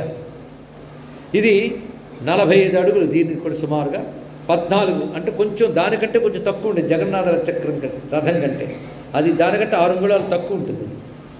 పైగా 14 చక్రాలు ఉంటాయి దీనికి. రథం పైన ఆకుపచ్చ ఎరుపు రంగులుతున్న వస్త్రాన్ని పెడతారు. తాటి చెట్టు దీనికి ధ్వజంగా ఉంటుంది. ధ్వజం పేరు ఉన్మణి. పైగా 4 గుర్రాలు ఉంటాయి, నల్ల గుర్రాలు.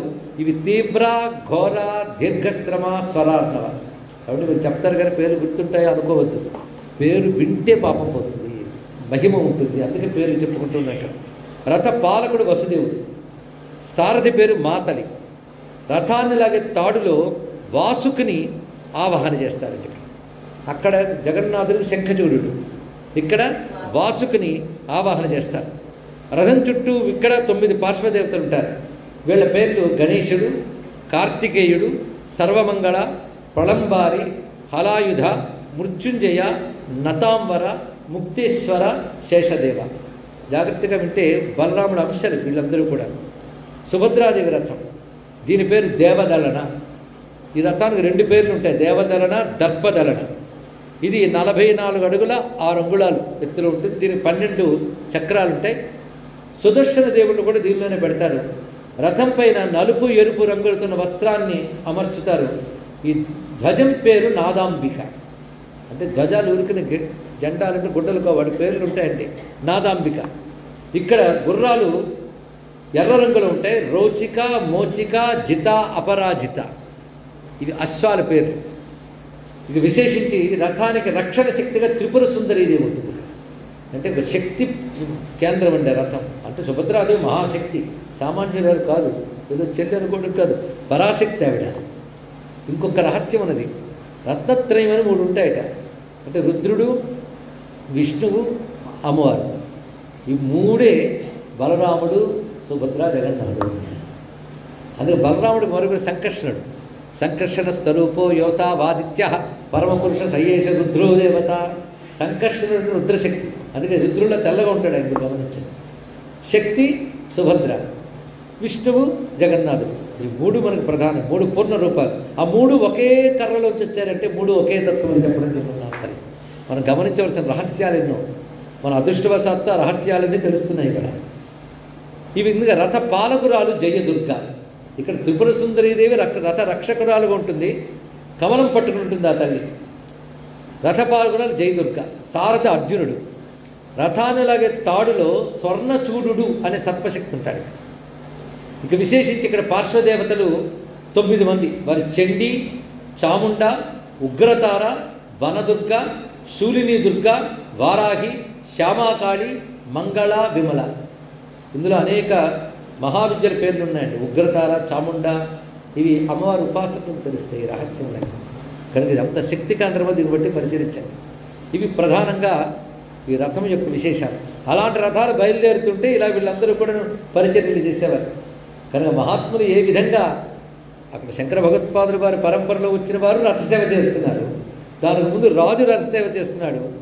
చైతన్య మహాప్రభు పరంపర భక్తులు వారు గౌరవాలు గర్వాలు మరచి పరమాత్మను కీర్తిస్తున్నారు. అంటే ఇవన్నీ అమానినా మానదేన కీర్తనీయ సదాహరి కాక మరేమి చెప్పండి.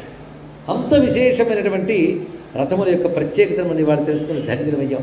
ఇలాంటి రథములు, ఇలాంటి దేవతా విశేషాలు, ఇలాంటి రథయాత్ర ప్రపంచం మొత్తం మీద మరొకటి లేదండి. అందుకే ప్రపంచంలో ఎక్కడా కనీ విని ఎరగనటువంటి క్షేత్రాలు, కనీ విని ఎరగనటువంటి ఉత్సవాలు ఈ దేశంలో మాత్రమే కనబడతాయి. ఏది ఒక గంగ దగ్గర జరిగేటువంటి కుంభమేళ చూపించమని నీకు ఎక్కడైనా. అందుకే ప్రపంచ దేశానికి ఈ దేశం మీద అసూయ, అక్కసు. అందున ఈ దేశం ప్రస్తుతం అభివృద్ధి సాధిస్తుడు తట్టుకోలేక ఈ దేశం మీద ధర్మం మీద శత్రువులు లోపల బయట పెరిగిపోతున్నారు. మనమా గుర్తించట్లేదు.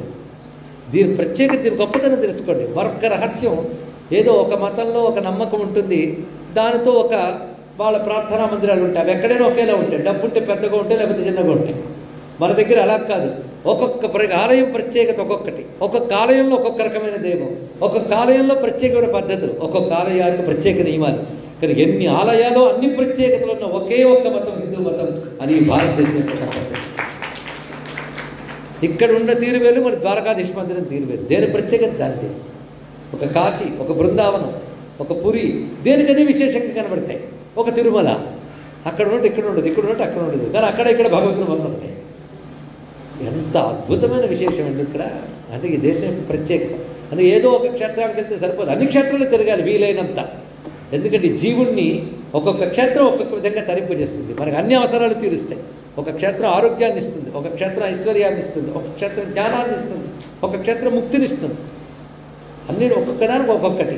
ఎంత ప్రత్యేకత. ఒక పెద్ద హాస్పిటల్కి వెళితే అక్కడ అన్ని స్పెషలిస్టులు ఒకే దగ్గర ఉంటారట. అలాంటిది హిందూ ధర్మం తెలుసుకోండి. ఇక్కడ ఎన్ని ప్రత్యేకతలు, ఎన్ని గొప్పతనాలు ఇక్కడ విశేషంగా కనబడుతున్నాయి. అలాంటి భవ్యమైన క్షేత్రం. అయితే క్షేత్రంలో దైవం ఆయా వచ్చిన వాళ్ళందరినీ అనుగ్రహిస్తాడు. కానీ భక్తి శ్రద్ధలు ఉన్న వారికి దైవానుగ్రహం వెంటనే హృదయానికి తాకుతుంది. వారక్కడ తాదాప్యాన్ని పొందగలరు. అందుకే అందరూ వెంకటేశ్వరుని చూస్తారు. కానీ పొడగంటిమయ్యా మిమ్ము పురుషోత్తమ మమ్ము నడజకుమయ్య కోనేటి రాయుడు అని అన్నమయ్య అనుకుంటాడు. అది చూడగలగాలి. అది చూడగలగాలి అంటే తృణాలపిసుని చేన తరోరి సహిష్ఠున అమానిన మానదేన కీర్తనీయ సదాహరికి. ఇంతవరకు అటు భక్తిని గమనించుకుంటూ క్షేత్రాన్ని మరవకుండా రెండింటినీ జాగ్రత్తగా కలుపుకుంటూ వెళుతున్నాం. మరొకటి ఇవాళ ప్రత్యేకత శంకర పీఠం యొక్క ప్రత్యేకత. ఈ పీఠం పేరు గోవర్ధన పీఠం అని తెలుసుకున్నాం. ప్రస్తుతం ఉన్న స్వామివారు స్వామి నిశ్చలానంద సరస్వతి స్వామివారు. వారికి మనం మానసికంగా జగద్గురు వందనం చేయాలి. గురువుల అనుగ్రహం మనకు లభించాలి కనుక వారి వందనం తర్వాతే జగన్నాథ స్వామి రథం కదులుతుంది. నేటికి కూడా నాడు ఆదిశంకరుల నుంచి నేటి వరకు కూడా ఉన్నటువంటి పరంపర అది. అది ఆదిశంకరులు ఈ జగన్నాథుని అనుగ్రహంతో సనాతన ధర్మం రక్షించవచ్చు అని తెలుసుకుని ఆ కృష్ణమూర్తి యొక్క 3 క్షేత్రాల్లోని 3 ప్రధానమైన పీఠాలు పెట్టాడు. తను తపస్సు చేసి తీసుకువచ్చిన శారదాంబ సన్నిధిలో శృంగేరి పీఠాన్ని పెట్టారు మహాత్ముడు. అదేవిధంగా సాక్షాత్ మహాత్ముడు రాజరాజేశ్వరైన కాంచి కామాక్షిదేవి వద్దకు వెళ్ళి శ్రీచక్ర ప్రతిష్టాపన చేసి కామకోటి సర్వజ్ఞ పీఠాన్ని కూడా అధిరోహించారు. కనుక శంకరుల పేరుతో పరంపరగా వస్తున్న ఈ పీఠములన్నీ మనకు ఆచార్య స్థానములు, మన గురుస్థానములు. ఆ పరంపరకు మనం నమస్కారం చేసుకుని ఇక్కడ కూడా మనం ఈ పురిలో ఆదిశంకరుల పీఠస్థానంలో ఉన్నామన్న స్పృహతో తిరగండి మిగిలిన 2 రోజులు కూడా. ఎందుకంటే చిన్మయప్రభ అనగానే చిన్మయానంద మొదలైన వారి యొక్క మాటలను పట్టుకుని వెళ్తున్నవారు. చిన్మయానంద మాటలంటే ఆదిశంకరుల మాటలు మరొకటి కాదు. ఆదిశంకరుల యొక్క మిషన్ ఆయన తీసుకుని వెళ్ళారు. మనందరికీ ఆదిశంకరులు గురువులు. ఆదిశంకరులు అనేవారు ఉన్నారు కనుకనే తర్వాత మళ్ళీ వైష్ణవం కానీ శైవం కానీ తిరిగి ఉద్ధరింపబడ్డాయి. లేకపోతే అంతకుముందు నాస్తిక అవైదిక మతాల వల్ల మిగిలేవి కావు. కానీ వేదంలో ఉన్న సర్వధర్మమును నిలబెట్టినటువంటి వారు వ్యాసుల తర్వాత ఆదిశంకర భగవత్పాదుల వారు. అందుకు ఆదిశంకరులు ఒక్కసారి నమస్కారం చేసుకుంటే జగన్నాథుడు సంతోషిస్తాడు. సర్వం శ్రీ జగన్నాథం అనేటువంటి మాట, సర్వం బ్రహ్మమయం జగత్ అనే మాట ఏదుందో అదే ఉపనిషత్ వాక్యం. దాన్ని ప్రతిపాదన చేశారు. అందుకే జగన్నాథుడికి వేదాంతం అంటే చాలా ఇష్టం. ఎందుకంటే ఆ వేదాంత క్షేత్రం ఇది. సర్వోపనిషత్తుల చేత గానం చేయబడుతున్న పరబ్రహ్మ దారుబ్రహ్మముగా అన్నబ్రహ్మముగా నెలకొన్నటువంటి చోటుకు ఒక్కసారి నమస్కారం చేసుకుని తర్వాత శ్లోకం ఒక్కసారి పట్టుకున్నాం. నధనం నజనం న సుందరీం కవితాం వా జగదీశ కామయే మమ జన్మని జన్మనీశ్వరే భవతాద్ భక్తి అహైతుకీ త్వయి. ఇది చాలా దృఢమైనటువంటి శ్లోకం అండి. ప్రతిదీ మనకు శిక్షణే నేర్చుకోవాల్సింది. ఇప్పటికే చాలా నేర్చేసుకుని ఉంటారు, అవునా లేదా? మధ్యలో పాట ఏదైనా మిస్ అయిన ఉంటే పక్కవాడిని అడిగి నేర్చుకోండి. ఎప్పుడు మిస్ అయ్యారో మీకే తెలిసి నేను చెప్పక్కర్లేదు. స్వామి నన్ను ఇంత శిక్షణతో ఏమడుగుతావు? అది ఒకటి ఉంది కదండి. ఇంత భగవంతుడి దగ్గరికి వెళ్ళి ప్రిపేర్ అయ్యి వెళ్ళాలి, ఏం అడగాలో అది మన ప్రిపరేషన్. అంతేగాని సాధన ఇది కాదు. కోరికలు జాగ్రత్తగా కూడబెట్టుకుని డైరీలో రాసుకొచ్చి మళ్ళీ రేపు దర్శనానికి వెళ్ళినప్పుడు మర్చిపోకూడదు. ఏది మర్చిపోయినా మనదిగా 2వ రోజు దర్శనం ఉంటుంది మనకి. ఏమడగాలో ఈయన అడుగుతున్నాడండి. అది ఆయనలా మనం అడగలిగితే శుద్ధ భక్తికి శిక్షణ పొందినట్లే. ముందంటున్నది నా ధనం, నాకు ధనం అక్కర్లేదు. అమ్మో, అయితే ఈ శ్లోకం మనకు అక్కర్లేదు. నా ధనం, ధనంతో పని లేదు. ఎందుకంటే ప్రతివాడికి మొదట కావాల్సిన ధనం. మన గౌరవాలు లెక్క కట్టేది ధనంతో. ఎంత పండితుడైనా ధనం ఉంటేనే వాడికి గౌరవం లోకంలో. కనుక అడిగేది ఎప్పుడైనా ధనాన్ని ఉద్దేశించి ముందు మాట్లాడతారు. కనుక వాడు చాలా గొప్పవాడంటే ఎంత ఉంది ఏమిటి అంటారు, అది గొప్పతనం. అందులో లోకంలో ప్రతిదీ ధనం అనే దాంతోనే చూస్తున్నాం. కొంతమంది ఎందుకురా ఊరికిన టైం వేస్ట్ చేస్తారంటారు. అంటే ఆ టైము ధనం సంపాదించడం నియోగిస్తే మంచిది ఇక్కడ. కనుక సమయం అనగా ధనార్జనకు పనికొచ్చేదే సమయము. పని అంటే ధనాన్ని సంపాదించేదే పని అనే కొలబద్దలో ఉండిపోయాం. అవునా లేదో చెప్పండి ఇక్కడ. ఎందుకంటే అలా 4 గంటల సేపు ధ్యానం చేస్తారు, ఏం ప్రయోజనం చెప్పండి? ప్రయోజనం అంటే ఏంటి? వాడి దృష్టిలో ధనం. కనుక ధనంకి పనికొచ్చే పని చేయకపోతే వాడు వేస్ట్ పిలవు. ఈయనేమంటున్నాడు? నా ధనం, నాకు ధనం అక్కర్లేదే అన్నాడు ఇక్కడ. నా జనం, రెండవది జనం కూడా అక్కర్లేదు అన్నాడు. అయితే ధనం లేదా జనం, అదే ధనబలం జనబలం 2 ఉంటాయి. పిలిస్తే పలగడానికి 10 మంది, చుట్టూ పోగేసుకు తిరగడానికి మరో 10 మంది. ఈ జనబలం ఒకటి, అది చూసుకునే కదా. దానికోసం తాపత్రయపడే వాళ్ళు ఎంతమంది ఉంటారు. డబ్బులు కూడా ఖర్చు పెడతారు, ఎందుకంటే జనమంతా తను కీర్తించాలి, తను పొగడాలి. అంతే. వీడు బయలుదేరితే 40 మంది వాడు చుట్టూ వస్తే వాడికి తృప్తి. వాళ్ళు ఎంతకాలం వస్తారు? 11 వరకు వస్తారు. అది ఊడిపోతే వాళ్ళు ఊడిపోతారు, తెలియదు వాడికి. కానీ అది చూసి విర్రవీగుతుంటారు. కానీ రెండవది జనం, నాకు అది అక్కర్లేదన్నారు. నిజానికి గొప్పవారు ఎప్పుడు కూడా ఈ రెండోది కోరుకోరండి. సాధన పెరుగుతూ ఉంటేట అరతి జన సంసది అన్నాడు కృష్ణ పరమాత్మ. ఈ జన సాంగత్యం మీద విరక్తి కలుగుతుంది. ఎక్కువ మంది పోగితే భరించలేడు. ఏకాంతమే ప్రీతిగా ఉంటుంది. వివిక్త సేవి లగ్వాసి అంటాడు గీతలు. ఆ ఏకాంతం చాలా ఇష్టం. ఒకసారి ఒక మహానుభావుడు హిమాలయాల్లో సాధన చేస్తున్నాడు. ఆయన చూడడానికి ఒక ఆయన ఎప్పుడు వెళ్ళేవట. కానీ శిష్యుడు ఆయన బిజీగా ఉన్నారు, వెళ్ళిపో అని చెప్పేవాడు. వెళ్ళేటప్పుడు 10 మందితో మంది మార్పణ వేసుకుని వెళ్ళేవాడు. ఒకరోజు ఆయన ఒక్కడే వెళ్ళాడు. వెళ్ళినప్పుడు ఇవాళ గురువుగారు ఇప్పుడే ధ్యానం నుంచి బయటకు వచ్చారు, వీళ్ళు దర్శనం చేయండి. నువ్వు వెళ్తూ, ఏమండి నేనేమైనా డిస్టర్బ్ చేశానా? మీరు ఇంతవరకు పాపం ఒక్కరే ఉన్నారు కదా అంటే, ఇంతవరకు ఒక్కడనే లేనయ్యా, హాయిగా ఉన్నాను, నువ్వు వచ్చావు ఇప్పుడు నాకు ఇబ్బందిగా ఉన్నాను. మరి ఒక్కరు లేరా? ఇంతవరకు మీరు ఒక్కరే ఉన్నారంటే, నేను నా పరమాత్మ ఉన్నాను ఇంతవరకు, నువ్వు వచ్చావు ఇప్పుడు ఇబ్బంది పెట్టావు అన్నట్టు. అలా ఉంటారండి వాళ్ళు. అరతి జన సంస్థది మహాత్ములు అనుకుంటాం. కానీ జనం పెరుగుతూ ఉన్న కొద్దీ, జనబంధాలు పెరుగుతున్న కొద్దీ ఈశ్వర బంధం తగ్గుతుంది. వీటి మీద విరక్తి ఎందువల్ల ఏర్పడిందంటే భగవంతుని మీద అనురక్తి వల్ల. వీటి మీద వైరాగ్యం పెంచుకుని భగవంతుని మీద ప్రేమ పెంచుకునే వాళ్ళు కొందరు ఉంటారు. భగవంతుని మీద ప్రేమ పెరగడం వల్ల వీటి మీద వైరాగ్యం పెరుగుతుంది కొందరికి. దీన్ని ప్రేమజనిత వైరాగ్యం అంటారు. దీన్ని మా రామకృష్ణ పరమహంస గొప్పగా చెప్తాడు. ప్రేమలో వైరాగ్యం ఎలా ఉంటుంది? మామూలు సాధకుడు వైరాగ్యం చెప్తారు, ఇంత ధనలోభం పెంచుకోకయ్యా, ఎక్కువ జనాలు పెంచుకోకు అంటే గురువుగారు చెప్పారు కదా, పని ఈ పూటకైనా మానేద్దాం అనుకుంటాం. కానీ కష్టపడి వైరాగ్యం తెచ్చుకోవడం కాదు, సహజంగా వైరాగ్యం రావాలి. సహజ వైరాగ్యం ఎలా వస్తుందంటే భగవంతుని ప్రేమ పెరిగిపోతుంటే వీటి మీద ఆశ ఉండదు. ఇది సహజ వైరాగ్యం. అది ఎలాగంటే చీకట్లో దీపాలన్నీ వెలిగించుకుంటారు. పొద్దున్న సూర్యకాంతి వస్తుంది, వస్తే దీపాలు ఆనవసలు. దీపాలు ఆపాలని అనుకోరు, వెలిగించాలని అనుకో, పట్టవు. అదేవిధంగా సూర్యకాంతి రాగానే దీపాలు ఎలా పట్టవో పరమాత్మ మీద ప్రేమ పెరగగానే ప్రపంచం మీద ప్రేమ అలా పట్టదు. ఎంత రమ్యంగా చెప్పాడు సహజ వైరాగ్యం. ఆ స్థితి ఎలా ఉంటుందంటే నా ధనం, నా జనం, నా సుందరి. అంటే మొదటి చెప్పిన ధనము, రెండవది జనం, మూడవది కామసుఖాలు. అది వద్దు. నా సుందరి. కవిత, మంచి కవిత్వం చెప్పాడు. ఇక్కడ కవిత అనే పదానికి అర్థం ఏం చెప్పుకోవాలంటే బుద్ధిశక్తి, మేధావితనం. మేధావులు అయిపోతే ప్రపంచంలో గౌరవాలు ఇవన్నీ ఉంటాయి కదా, అది నాకు అక్కర్లేదు. నా మేధాశక్తులు కూడా అక్కర్లేదు అంటున్నాడు. చూడండి ఎంత గొప్ప విషయం. ఎందుకంటే అది వచ్చిందా అహంకారం వస్తుంది. కవిత్వం అంటే వస్తే అహంకారం వస్తుంది. కవిత్వం అంటే మంచి తెలివితేటలు పెరుగుతుంది అనుకోండి, అహంకారం వస్తుంది. అహంకారం వస్తే దూరం అయిపోతుంది. ఎందుకంటే చెప్పుకున్నామా అని అమానదేనా. కనుక అది నాకు వద్దన్నాడు. దూర్జటి కవి ఒక మాట అంటాడండి శివుడితో, స్వామి నిన్ను వర్ణించాను, ఇంత గొప్ప కవిత్వం చెప్పాను, ఇది ఒక అహంకారం బాబు వద్దు. అయినా మా అహంకారం చేత వర్ణిస్తాం కానీ నువ్వు మాటలకు అద్దుతావా అన్నాడు. ఇక్కడ ఏ రీతి నుతియింపనెత్తు ఉపమోత్ప్రేక్షా ధ్వని వ్యంగ్య శబ్దార్థాలంకార విశేష భాషలకు అలభ్యమైన నీ రూపము చాలు చాలు కవిత్వము నిలుచునే సత్యంబు వర్ణించుచో చీ లజ్జింపనుగాక మాతృశకవులు శ్రీకాళహస్తీశ్వర.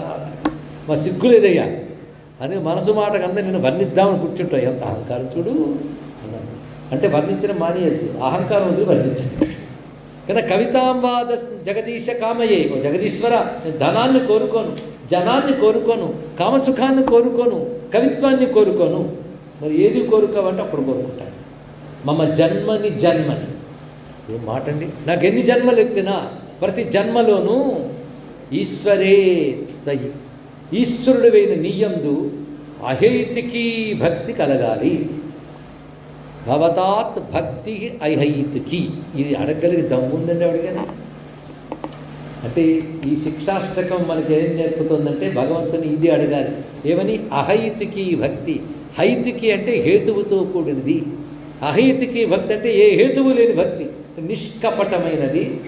అవ్యాజ భక్తి. అవ్యాజం అంటే వ్యాజం అంటే నెపం, కండిషన్. ఇవాళ గుడికి ఎందుకు వచ్చామంటే ఫలానా కోరిక తీరడానికి, మళ్ళీ తర్వాత ఎందుకు వచ్చామంటే ఫలానా మొక్కు తెచ్చుకోవడానికి. అంటే ప్రతిదానికి కండిషన్ ఉంది. సత్యనారాయణ మొదలు ఎందుకు చేశారంటే పెళ్లి కాలేదని, రెండోసారి ఎందుకు చేశారంటే పిల్లలు పుట్టాలి, మూడోసారి ఎందుకంటే పిల్లాడికి సీట్ రావాలి, నాలుగోసారి ఏంటంటే పిల్లాడికి ఉద్యోగం రావాలి, ఐదోసారి ఎందుకంటే పిల్లాడికి పెళ్లి కావాలి, మళ్ళీ పిల్లాడు పుట్టాలి. ఇంతే, ప్రతిదానికి కోరిక తగిలం. దీనికి హేతువు అంటారు. ఇక్కడ భగవంతుడికి ఆఖరికి ఎలా ఉండాలంటే నా చిత్తం శుద్ధం కావాలని భగవంతుడిని ఆశ్రయించాలని కూడా ఉండకూడదు. అంత సహజంగా ప్రేమ ఏర్పడాలి భగవంతుడు. ఎందుకు భక్తి అనే ప్రశ్న కాదు, భగవంతుడి భక్తి అంతే. ఇక్కడ ఆ సహజ భక్తి సామాన్యమాట. ఇక్కడ ఆ సహజ భక్తి సిద్ధిస్తే అంతకంటే గొప్పది ఇంకేం కావాలి? అందుకని దేవుడిని ఇంతకాలం ఆశ్రయించారు కదా, మీ దేవుడు మీకు ఏమి ఇవ్వలేదు. అందుకే ఆయన దేవుడు, మా దేవుడు అన్నీ ఇస్తాడండి అనగానే అటు పోతూ ఉంటారండి. ఆ పాపాత్ముని శ్లోకం ఒక్కసారి చదువుకోవాలి. ఇక్కడ అంటే ఆశించే భక్తి కాదు, అర్పించే భక్తి కావాలి. ఇక్కడ ఇది తెలుసుకోవాలి. ఇక్కడ ఉత్తమ భక్తి అర్పించాలనుకుంటుంది, అధమ భక్తి ఆశిస్తుంది.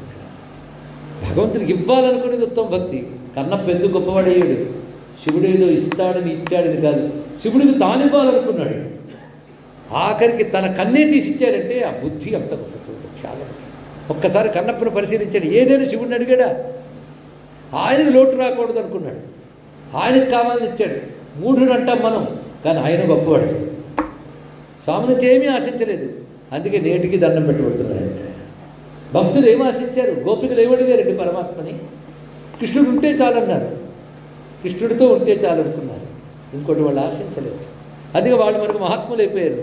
అన్కండిషన్డ్ లవ్ అంటారు ఇంగ్లీష్లో దీన్ని, నెపము లేని ప్రేమ. ఆయనకి ఆ కృష్ణుడు ఇంత జగత్తుని ఇన్ని ఇస్తున్నాడు, ఏం ఆశించాడు చెప్పండి? ఆయన ఏం ఆశించాడండి? ఆయన అవ్యాజ కరుణామూర్తి. ఆయన అవ్యాజ కరుణామూర్తి అయితే నువ్వు అవ్యాజ భక్తి కావాలనేది. ఆయన ఎలా ఉన్నాడో అలా ఉండి జైసబ్బ తైసా అంటారు. ఆయన ప్రేమ అవ్యాజమైనప్పుడు నీ ప్రేమ అవ్యాజం కావాలి. ఆయన ఏమి ఆశించని ప్రేమతో నిన్ను నడిపిస్తుంటే ఆశించిన భక్తితో నువ్వు ఆశ్రయించు. అందుకే నాకు ఏమి అడగని స్వామి, నీపై నాకు నెపము లేని భక్తిని ఇవ్వు. భవతాత్ భక్తికి అహైతుకి త్వయి. ఈ మాట గుర్తుపెట్టుకోండి. అహైతుకి అనడానికి కొంచెం ఇబ్బంది అనిపిస్తే ప్రాక్టీస్ చేయండి. భవతాత్ భక్తి రహైతుకి త్వయి అని ఈ శ్లోకాలు మనకు చెప్పట్లేదు. చైతన్య మహాప్రభు చెప్పిన వినమని ఆయన తెలుసు. అని కృష్ణుడితో చెప్తున్నాడు. స్వామి న ధనం న జనం న సుందరి కవితాంబా జగదీశ కామయే మమ జన్మని జన్మని ఈశ్వరే. ఇంకెంత గొప్పది మాట్లాడు ఇక్కడ. ఏ జన్మెత్తినా నీకు భక్తి ఉంటే చాలన్నాడు చూడండి ఇక్కడ. ఇది ఇంకా గొప్ప మాట. ఎందుకంటే జన్మ లేకపోవడం మోక్షం. ఇవేవి అక్కర్లేదంటే మోక్షం కావాలని అర్థం కదా. నాకు మోక్షం అంటే ఏంటో తెలియదు, నాకెందుకు గోల.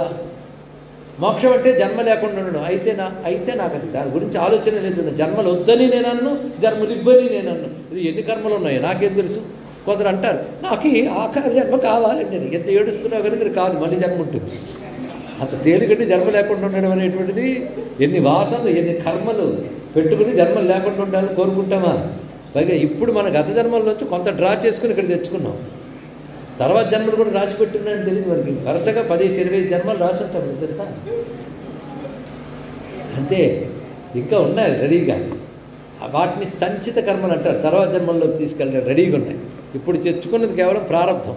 అంటే మీరు బ్యాంక్ అంతా ఉన్నదంతా డ్రా చేసిన పూరికి వచ్చారా? కొంత డ్రా చేసుకుని తెచ్చుకున్నారు. అలాగే మీరు తెచ్చుకున్నటువంటి డెబిట్ కార్డు క్రెడిట్ కార్డులు ఉన్నదాంట్లో కొంత ఖర్చు పెట్టుకుంటారు. ఇంకా అక్కడ చాలా ఉందిగా. అలాగే కర్మలు చాలా ఉన్నాయి. ఈ జన్మకు తెచ్చుకున్న ప్రారంభం. ఇక్కడ మళ్ళీ సంపాదించుకున్నది ఆగాలి. అంటే మరి జన్మలు అక్కర్లేదు అనడానికి దమ్ము ఉండాలండి. చెప్పలేము ఎన్ని జన్మలు ఉన్నాయో. ఒక ఆయన నారదుల వారు వచ్చారు. వస్తే ఏమంటే నాకు విష్ణువుతో మొరపెట్టుకోవాలనుంది, ఏదైనా చెప్పొస్తానని. మళ్ళీ వెళ్ళొస్తాలే, రేపు వస్తానన్నాడు. నా పేరు చెప్పారు. ఏమన్నాడు? నాకు ఎప్పుడు నేను మోక్షం ఇస్తానని అంటే 300 జన్మలు పడుతుంది అన్నాడు. ఆనందపడి డ్యాన్స్ చేసేట ఆయన. 300 జన్మల తర్వాత ఇస్తానన్నాడుగా, అది చాలు నాకు అన్నట్టు. ఆ భక్తిని ఒక్కసారి ఆలోచించండి. స్వామి ఇస్తానన్నాడు, 300 జన్మల తర్వాత ఆయన ఇస్తానన్నాడు కదా. ఎందుకంటే మనం ప్రకృతిలో పడి ఇప్పుడు ఎన్ని కోట్ల జన్మలు ఎత్తామో తెలియదు, తెలుసా మీకు? ఈ ప్రకృతిలో పడి, ప్రకృతిలో అంటే జనన మరణ చక్రంలో పడి ఇప్పుడు ఎన్ని కోట్ల జన్మలు ఎంతమో తెలియదు, మరి సీరియస్గా తీసుకోవట్లేదు. కానీ తెలిస్తే ఏడుపు వస్తుందండి. ఇవాళ ఈ ఉపాధి, ఈ అహంకారం, గజ్జన్మలు ఏ ఉపాధులో తెలియవు, తర్వాత ఎన్ని ఉపాధులు ఉన్నాయో తెలియవు, ఎలాంటివి ఉన్నాయో ఎన్ని. ఇప్పుడు సంపన్నులం, గజ్జన్మలు ఎవరమో, తర్వాత జన్మలు ఎవరమో. ఇప్పుడు మగవారం, తర్వాత జన్మలు ఆడవారమేమో, గజ్జన్మలు ఆడవారమేమో. ఇవి తెలిస్తే ఇది ఆడదేహం మగదేహం అని అహంకారం కూడా పోతుంది. అందుకు ఒక్కసారి కొంచెం జన్మలు విచారణ చేయండి. ఎన్ని జన్మలు ఉన్నాయో తెలియవు, కానీ జన్మలు లేకుండా చేసి అని అడగడానికి నాకెక్కడుందయ్యా. కొందరు అంటారు జన్మరాహిత్యం, జన్మరాహిత్యం. జన్మరాహిత్యం కూడా నేను అడగట్లేదు. జన్మ ఉంటే రాని, ఏ జన్మ వచ్చినా నీ పాదాల మీద నిష్కపటమైన భక్తి ఉంటే చాలయ్యా అని. ఇది ఎంత గొప్ప కోరికండి అన్నాడు. ఎందుకంటే అలాంటి భక్తి ఉంటే ముక్తి ఇక్కడే ఉంటుంది, అది రహస్యం. జన్మలు లేకపోవడం వల్ల వచ్చే మోక్షం ఆనందం ఏంటో తెలియదు, కానీ నిష్కపటమైన భక్తి వల్ల వచ్చే ఆనందం ఈ దేహంలో ఉండగానే పరమాత్మానందాన్ని మనకిస్తుంది. పరమాత్మానందాన్ని అనుభవించడమే ముక్తి, ఇంకోటి ఏమున్నది. అందుకే అన్కండిషన్డ్ లవ్ వల్ల వచ్చే ఆనందం అంతా ఇంత కదా. గోపికలకి కోరికలు తెలుసు, ఏం కోరికలు ఏంటి, ఏం కోరికలు వచ్చే వాళ్ళకి చెప్పలేదు. వాళ్ళకి పరమాత్మే మరొకటి లేదు. ఆ ఆనందం వాళ్ళకి పరమాత్మ నుంచి ఏదో ఆశించాలి, పరమాత్మనే కోరుకుంటారు.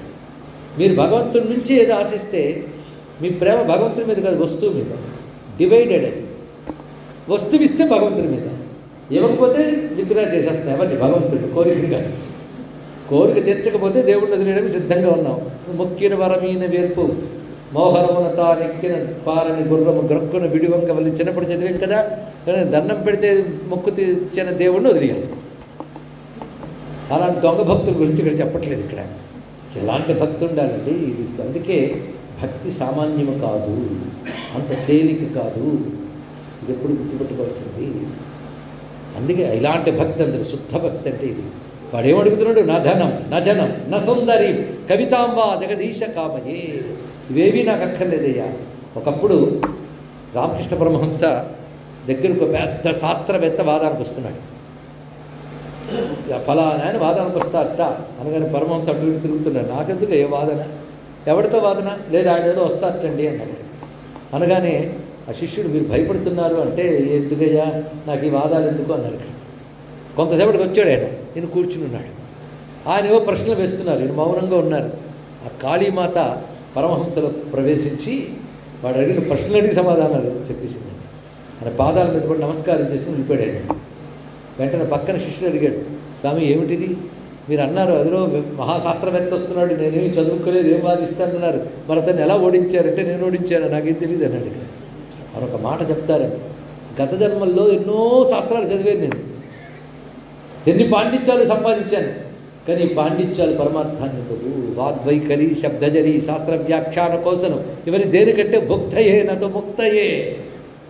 దేనికి పనికిరో. శాస్త్రం చదివితే శాస్త్రాహంకారం వస్తుంది, తర్క వితర్కాలు వస్తాయి, అవతల వాళ్ళని ఓడించాలని బుద్ధి వస్తుంది, భగవంతుడికి దూరం అయిపోతాను. ఇన్ని శాస్త్రాలు చదివి చదివి అమ్మవారితో ఒక మాట అన్నాడు, తల్లి ఈ శాస్త్రాన్ని మూట కట్టి నీ పాదాలకు ఇచ్చేస్తాను, నీ పాదాలకు భక్తిని ఇవ్వమ్మా అని అడిగాడు. ఆ తల్లి ఇచ్చింది అంతే, నాకేం తెలియదు అన్నాడు. చూసారా, ఆ భక్తి అంత గొప్పది. అంటే కవితాహంకారం ఇవన్నీ లేవు, నీపై నెపము లేని భక్తిని ఇవయ్యా అహేతికీర్తయి, ఈ కారణం చేతను ఆశ్రయించానని కాకుండా. కొంతమంది నేను ఇంత ప్రార్థించాను కదా నా కోరిక ఎదిరించలేదు దేవుడు, అబ్బా అందుకోసం ఆయన పుట్టాడు భగవంతుడు, అందుకే ఉన్నాడు పాపం, నువ్వేది అడిగితే శాంక్షన్ చేసేదాన్ని. ఆఖరికి నా ట్రైన్ రిజర్వేషన్ దొరకాలని కూడా ఆయన దండం పెడతాను, తీర్చకపోతే ఆయన ఉన్నాడు ఏదో డౌట్. అంటే ఆయన డ్యూటీ నీకు నౌకరీ ఎలాంటి పని చేయాలి అని చేయాలన్నమాట. నీ పిఏ మొదలైన వాళ్ళు ఉంటారు కదా, వాళ్ళలాగా అని చేసి పెట్టాలి, అదే భగవంతుడి పని. ఇది ఆలోచించద్దండి. అందుకే భగవంతుడు రుచి ఎవరికి తెలుస్తుందంటే కోరిక లేని వాడికి. అది ఎలాంటిదంటే, ఒక పువ్వును పట్టుకోవాలనుకోండి, చేతికి గుడ్డ చుట్టుకుని పట్టుకుంటే ఎలా ఉంటుంది, ఆ పువ్వు మెత్తదనం మీకు తెలియదు, ఆ స్పర్శ తెలియదు, కానీ పువ్వును పట్టుకున్నామని మాత్రం చెప్తారు. ఇక్కడ పువ్వును పట్టుకున్నారు కానీ పట్టుకున్న అనుభూతి మీకు లేదు, కారణం ఇద్దరికి మధ్య గుడ్డుంది. అలాగే మనం భగవంతుడిని పట్టుకున్నప్పుడు కోరిక అనే వస్త్రం ఉంటే భగవంతుడి స్పర్శ తెలియదు, రుచి తెలియదు. ఇక్కడ ఆ హేతు అలా ఉండిపోతుంది ఇక్కడ. అందుకే ఆ హేతువు లేని భక్తిని ఇవయ్యా అన్నాడు. అసలు భగవంతుడి రుచి తెలియాలంటే అది. కానీ జనం కోరుకున్నాం అనుకో, అవన్నీ వస్త్రాలు, అది చుట్టబెట్టుకున్నాం అనుకో, స్వామి స్పర్శ తెలియదు. ఆ రుచి తెలిసిందనుకో, వస్త్రాన్ని పట్టుకున్నప్పుడు బంగారాన్ని పట్టుకున్నప్పుడు కలిగే ఆనందం కంటే గొప్ప ఆనందం అంటారు. ఈ వస్తువుల వల్ల లభించే ఆనందాల కంటే నిర్విశేష ఆనందం. విశేషానందం అంటే పర్టికులర్, ఫలానా కోరిక తిరిగితే ఫలానా వస్తువు దొరికితే వచ్చే ఆనందం విశేషానందం. పరమాత్మ వల్ల కలిగే ఆనందం నిర్విశేషానందం, అనంతానందం. అది రావాలంటే అహేతుకి భక్తి ఉండాలి. అందుకే నీపై నాకు అహేతుకి భక్తి ఉందనుకో, జన్మొచ్చినా పర్వాలేదు, ఏం మాట్లాడి ఇక్కడ. కనుక భక్తుడు జన్మరాహిత్యం కూడా కోరుకోడు. జన్మలుంటే ఏమండి, ఈ శరీరం కాకపోతే మరో శరీరం, అంతే కదా. మనస్సు పరమాత్మ మీద ఉంటే మనం ఎక్కడున్నా పర్వాలేదు. ఇది గొప్ప మాట. ఇక్కడ మనసు పరమాత్మ లేనప్పుడు అన్ని బంధాలే. కనుక మనం ఎలా ఉన్నాం అనేది, మనం ఎక్కడున్నాం అనేది కాదు, మనస్సు పరమాత్మ ఉందా లేదు తెలియదు. ఇక్కడ ఇదే మాట శంకర భగవత్పాల్ వారి శివానంద లహరిలో చెప్తారు. ఇక్కడ నరత్వం దేవత్వం నగవన మృగత్వం మశకత పశుత్వం కీటత్వం భవతు విభగత్వాది జన. నన్ను నరుడుగా పుట్టించు, దేవతగా పుట్టించు, రాజుగా పుట్టించు, దాసులుగా పుట్టించు, ఏవైనా నాకేం పర్వాలేదు. కానీ ఆ పుట్టుకలో నా మనస్సుని పాదపద్మాల మీద ఉంటే చాలా అన్నాడు. ఇక్కడ మనసు పరమాత్మతో ఉందనుకోండి, ఇప్పుడు ఈ దేహంతో ఎలా ఉన్నా ఏ ఉన్న పంటం వాడికి. ఇక్కడ అనుభవమే ముఖ్యం. దరిద్రమైనా ధనమైనా అనుభవం ప్రధానం. ఇక్కడ అదే భగవద్ అనుభూతులు ఉన్నవాడికి ఏం పడతాయి, కనుక నాకు ఏ జన్మ వచ్చినా పర్వాలేదు అన్నాడు. ఇలా అడిగే గట్స్ భక్తుడికి ఉంటాయి. అందుకే కులశేఖరాల వారు ముకుందమాలలో నమోక్షస్య ఆకాంక్ష అంటాడు. మోక్షం మీద కూడా ఆకాంక్ష లేదన్నాడు. ఎందుకంటే ఆ కృష్ణ చింతనలో ఉండే ఆనందం చాలు, అదే ముక్తి. ముక్తి అంటే ఏంటి? పరమాత్మతో తాదాత్మ్యం చెందితే ముక్తి, ప్రపంచంతో తాదాత్మ్యం చెందితే బంధం. పరమాత్మ తాదాత్మ్యం చెందేది బుద్ధి, శరీరం ఏదైతే ఉంది. కనుక ఎన్ని జన్మలు ఉన్నాయో మాఫీ చేసి అడగను నేను, జన్మలివు. ధనము జనము అడగను. అహేతికి భక్తికి ద్వయి, నీ యందు నాకు అహేతికమైన భక్తి కలుగుగాక. అది కలిగిందనుకోండి, చిత్రం అంటే మరి జన్మలు ఉండదు. అది ఆశ్చర్యం. మనం అనుకుంటే వీళ్ళని చూసి అయ్యో సింపుల్ కోరికండి, ధనం అడగలేదు, జనం అడగలేదు, భక్తిని మాత్రం అడిగాడు అని వాడే తెలివైన వాడు. అది ఉంటే అన్నీ వస్తాయి. అది భక్తి ఉంటే వాడికి ఒకవేళ ధనం అవసరమైతే వాడు అడగకపోయినా భక్తి త్యాగం ఎంత అవసరం అంత. భక్తికి అంత శక్తి ఉంది. అందుకే ఈ శిక్షణలో మనకు చెప్తున్నది ఏంటంటే తృణాదపు సునీచేన, వినయంగా ఉండాలి, అణకువగా ఉండాలి. సుఖాలు వచ్చినప్పుడు ధనాదులు చేరినప్పుడు మిడిసిపడరాదు. అదేవిధంగా కష్టాలు వచ్చినప్పుడు సహనంతో ఉండాలి. అహంకారము, ఇంకొకరి నుంచి గౌరవాన్ని ఆశించడం ఉండరాదు. ఇంకొకరిని తాను గౌరవించి నేర్చుకోవాలి, ఇతన్ని గౌరవించే సంస్కారం ఉండాలి. వీటితో భగవంతుని కీర్తన చేయాలి. ఇది ఒక పాఠం. ఇవ్వడం మనం ఒక పాఠమా, 4 పాఠాలు అయిపోయాయి. తర్వాతి పాఠం ధన జనాదులు కోరుకోకుండా నిష్కపటమైనటువంటి అవ్యాజ భక్తిని మాత్రమే ఇవ్వమని అడిగారు. కనుక శిక్షాష్టకంలో అవ్యాజ భక్తిని భగవంతుని మనం ఆశించాలి. అందుకే భక్తి బిచ్చమియ్యవే అన్నాడు త్యాగయ్య. భక్తిని మాత్రమే అడిగారండి ఇక్కడ. శంకరులు కూడా అటువంటి భక్తిని అడిగారు. మహాత్ములందరూ భక్తిని ఈ విధంగా కోరుకున్నారు కనుక అటువంటి భక్తిని ఇవ్వమని చెప్తున్న పరమ భక్తాచార్యులైన చైతన్య మహాప్రభు గారికి నమస్కారం చేసుకొని స్వస్తి. జై జగన్నాథ, జై జగన్నాథ, జై జగన్నాథ. బలభద్రా సుభద్రా సమేత శ్రీ జగన్నాథ స్వామికి, శ్రీ జగన్నాథ స్వామికి, శ్రీ జగన్నాథ స్వామికి జై. నీలాచల నివాసాయ నిత్యాయ పరమాత్మనే సుభద్రా బలభద్రాభ్యాం జగన్నాథాయ మంగళం.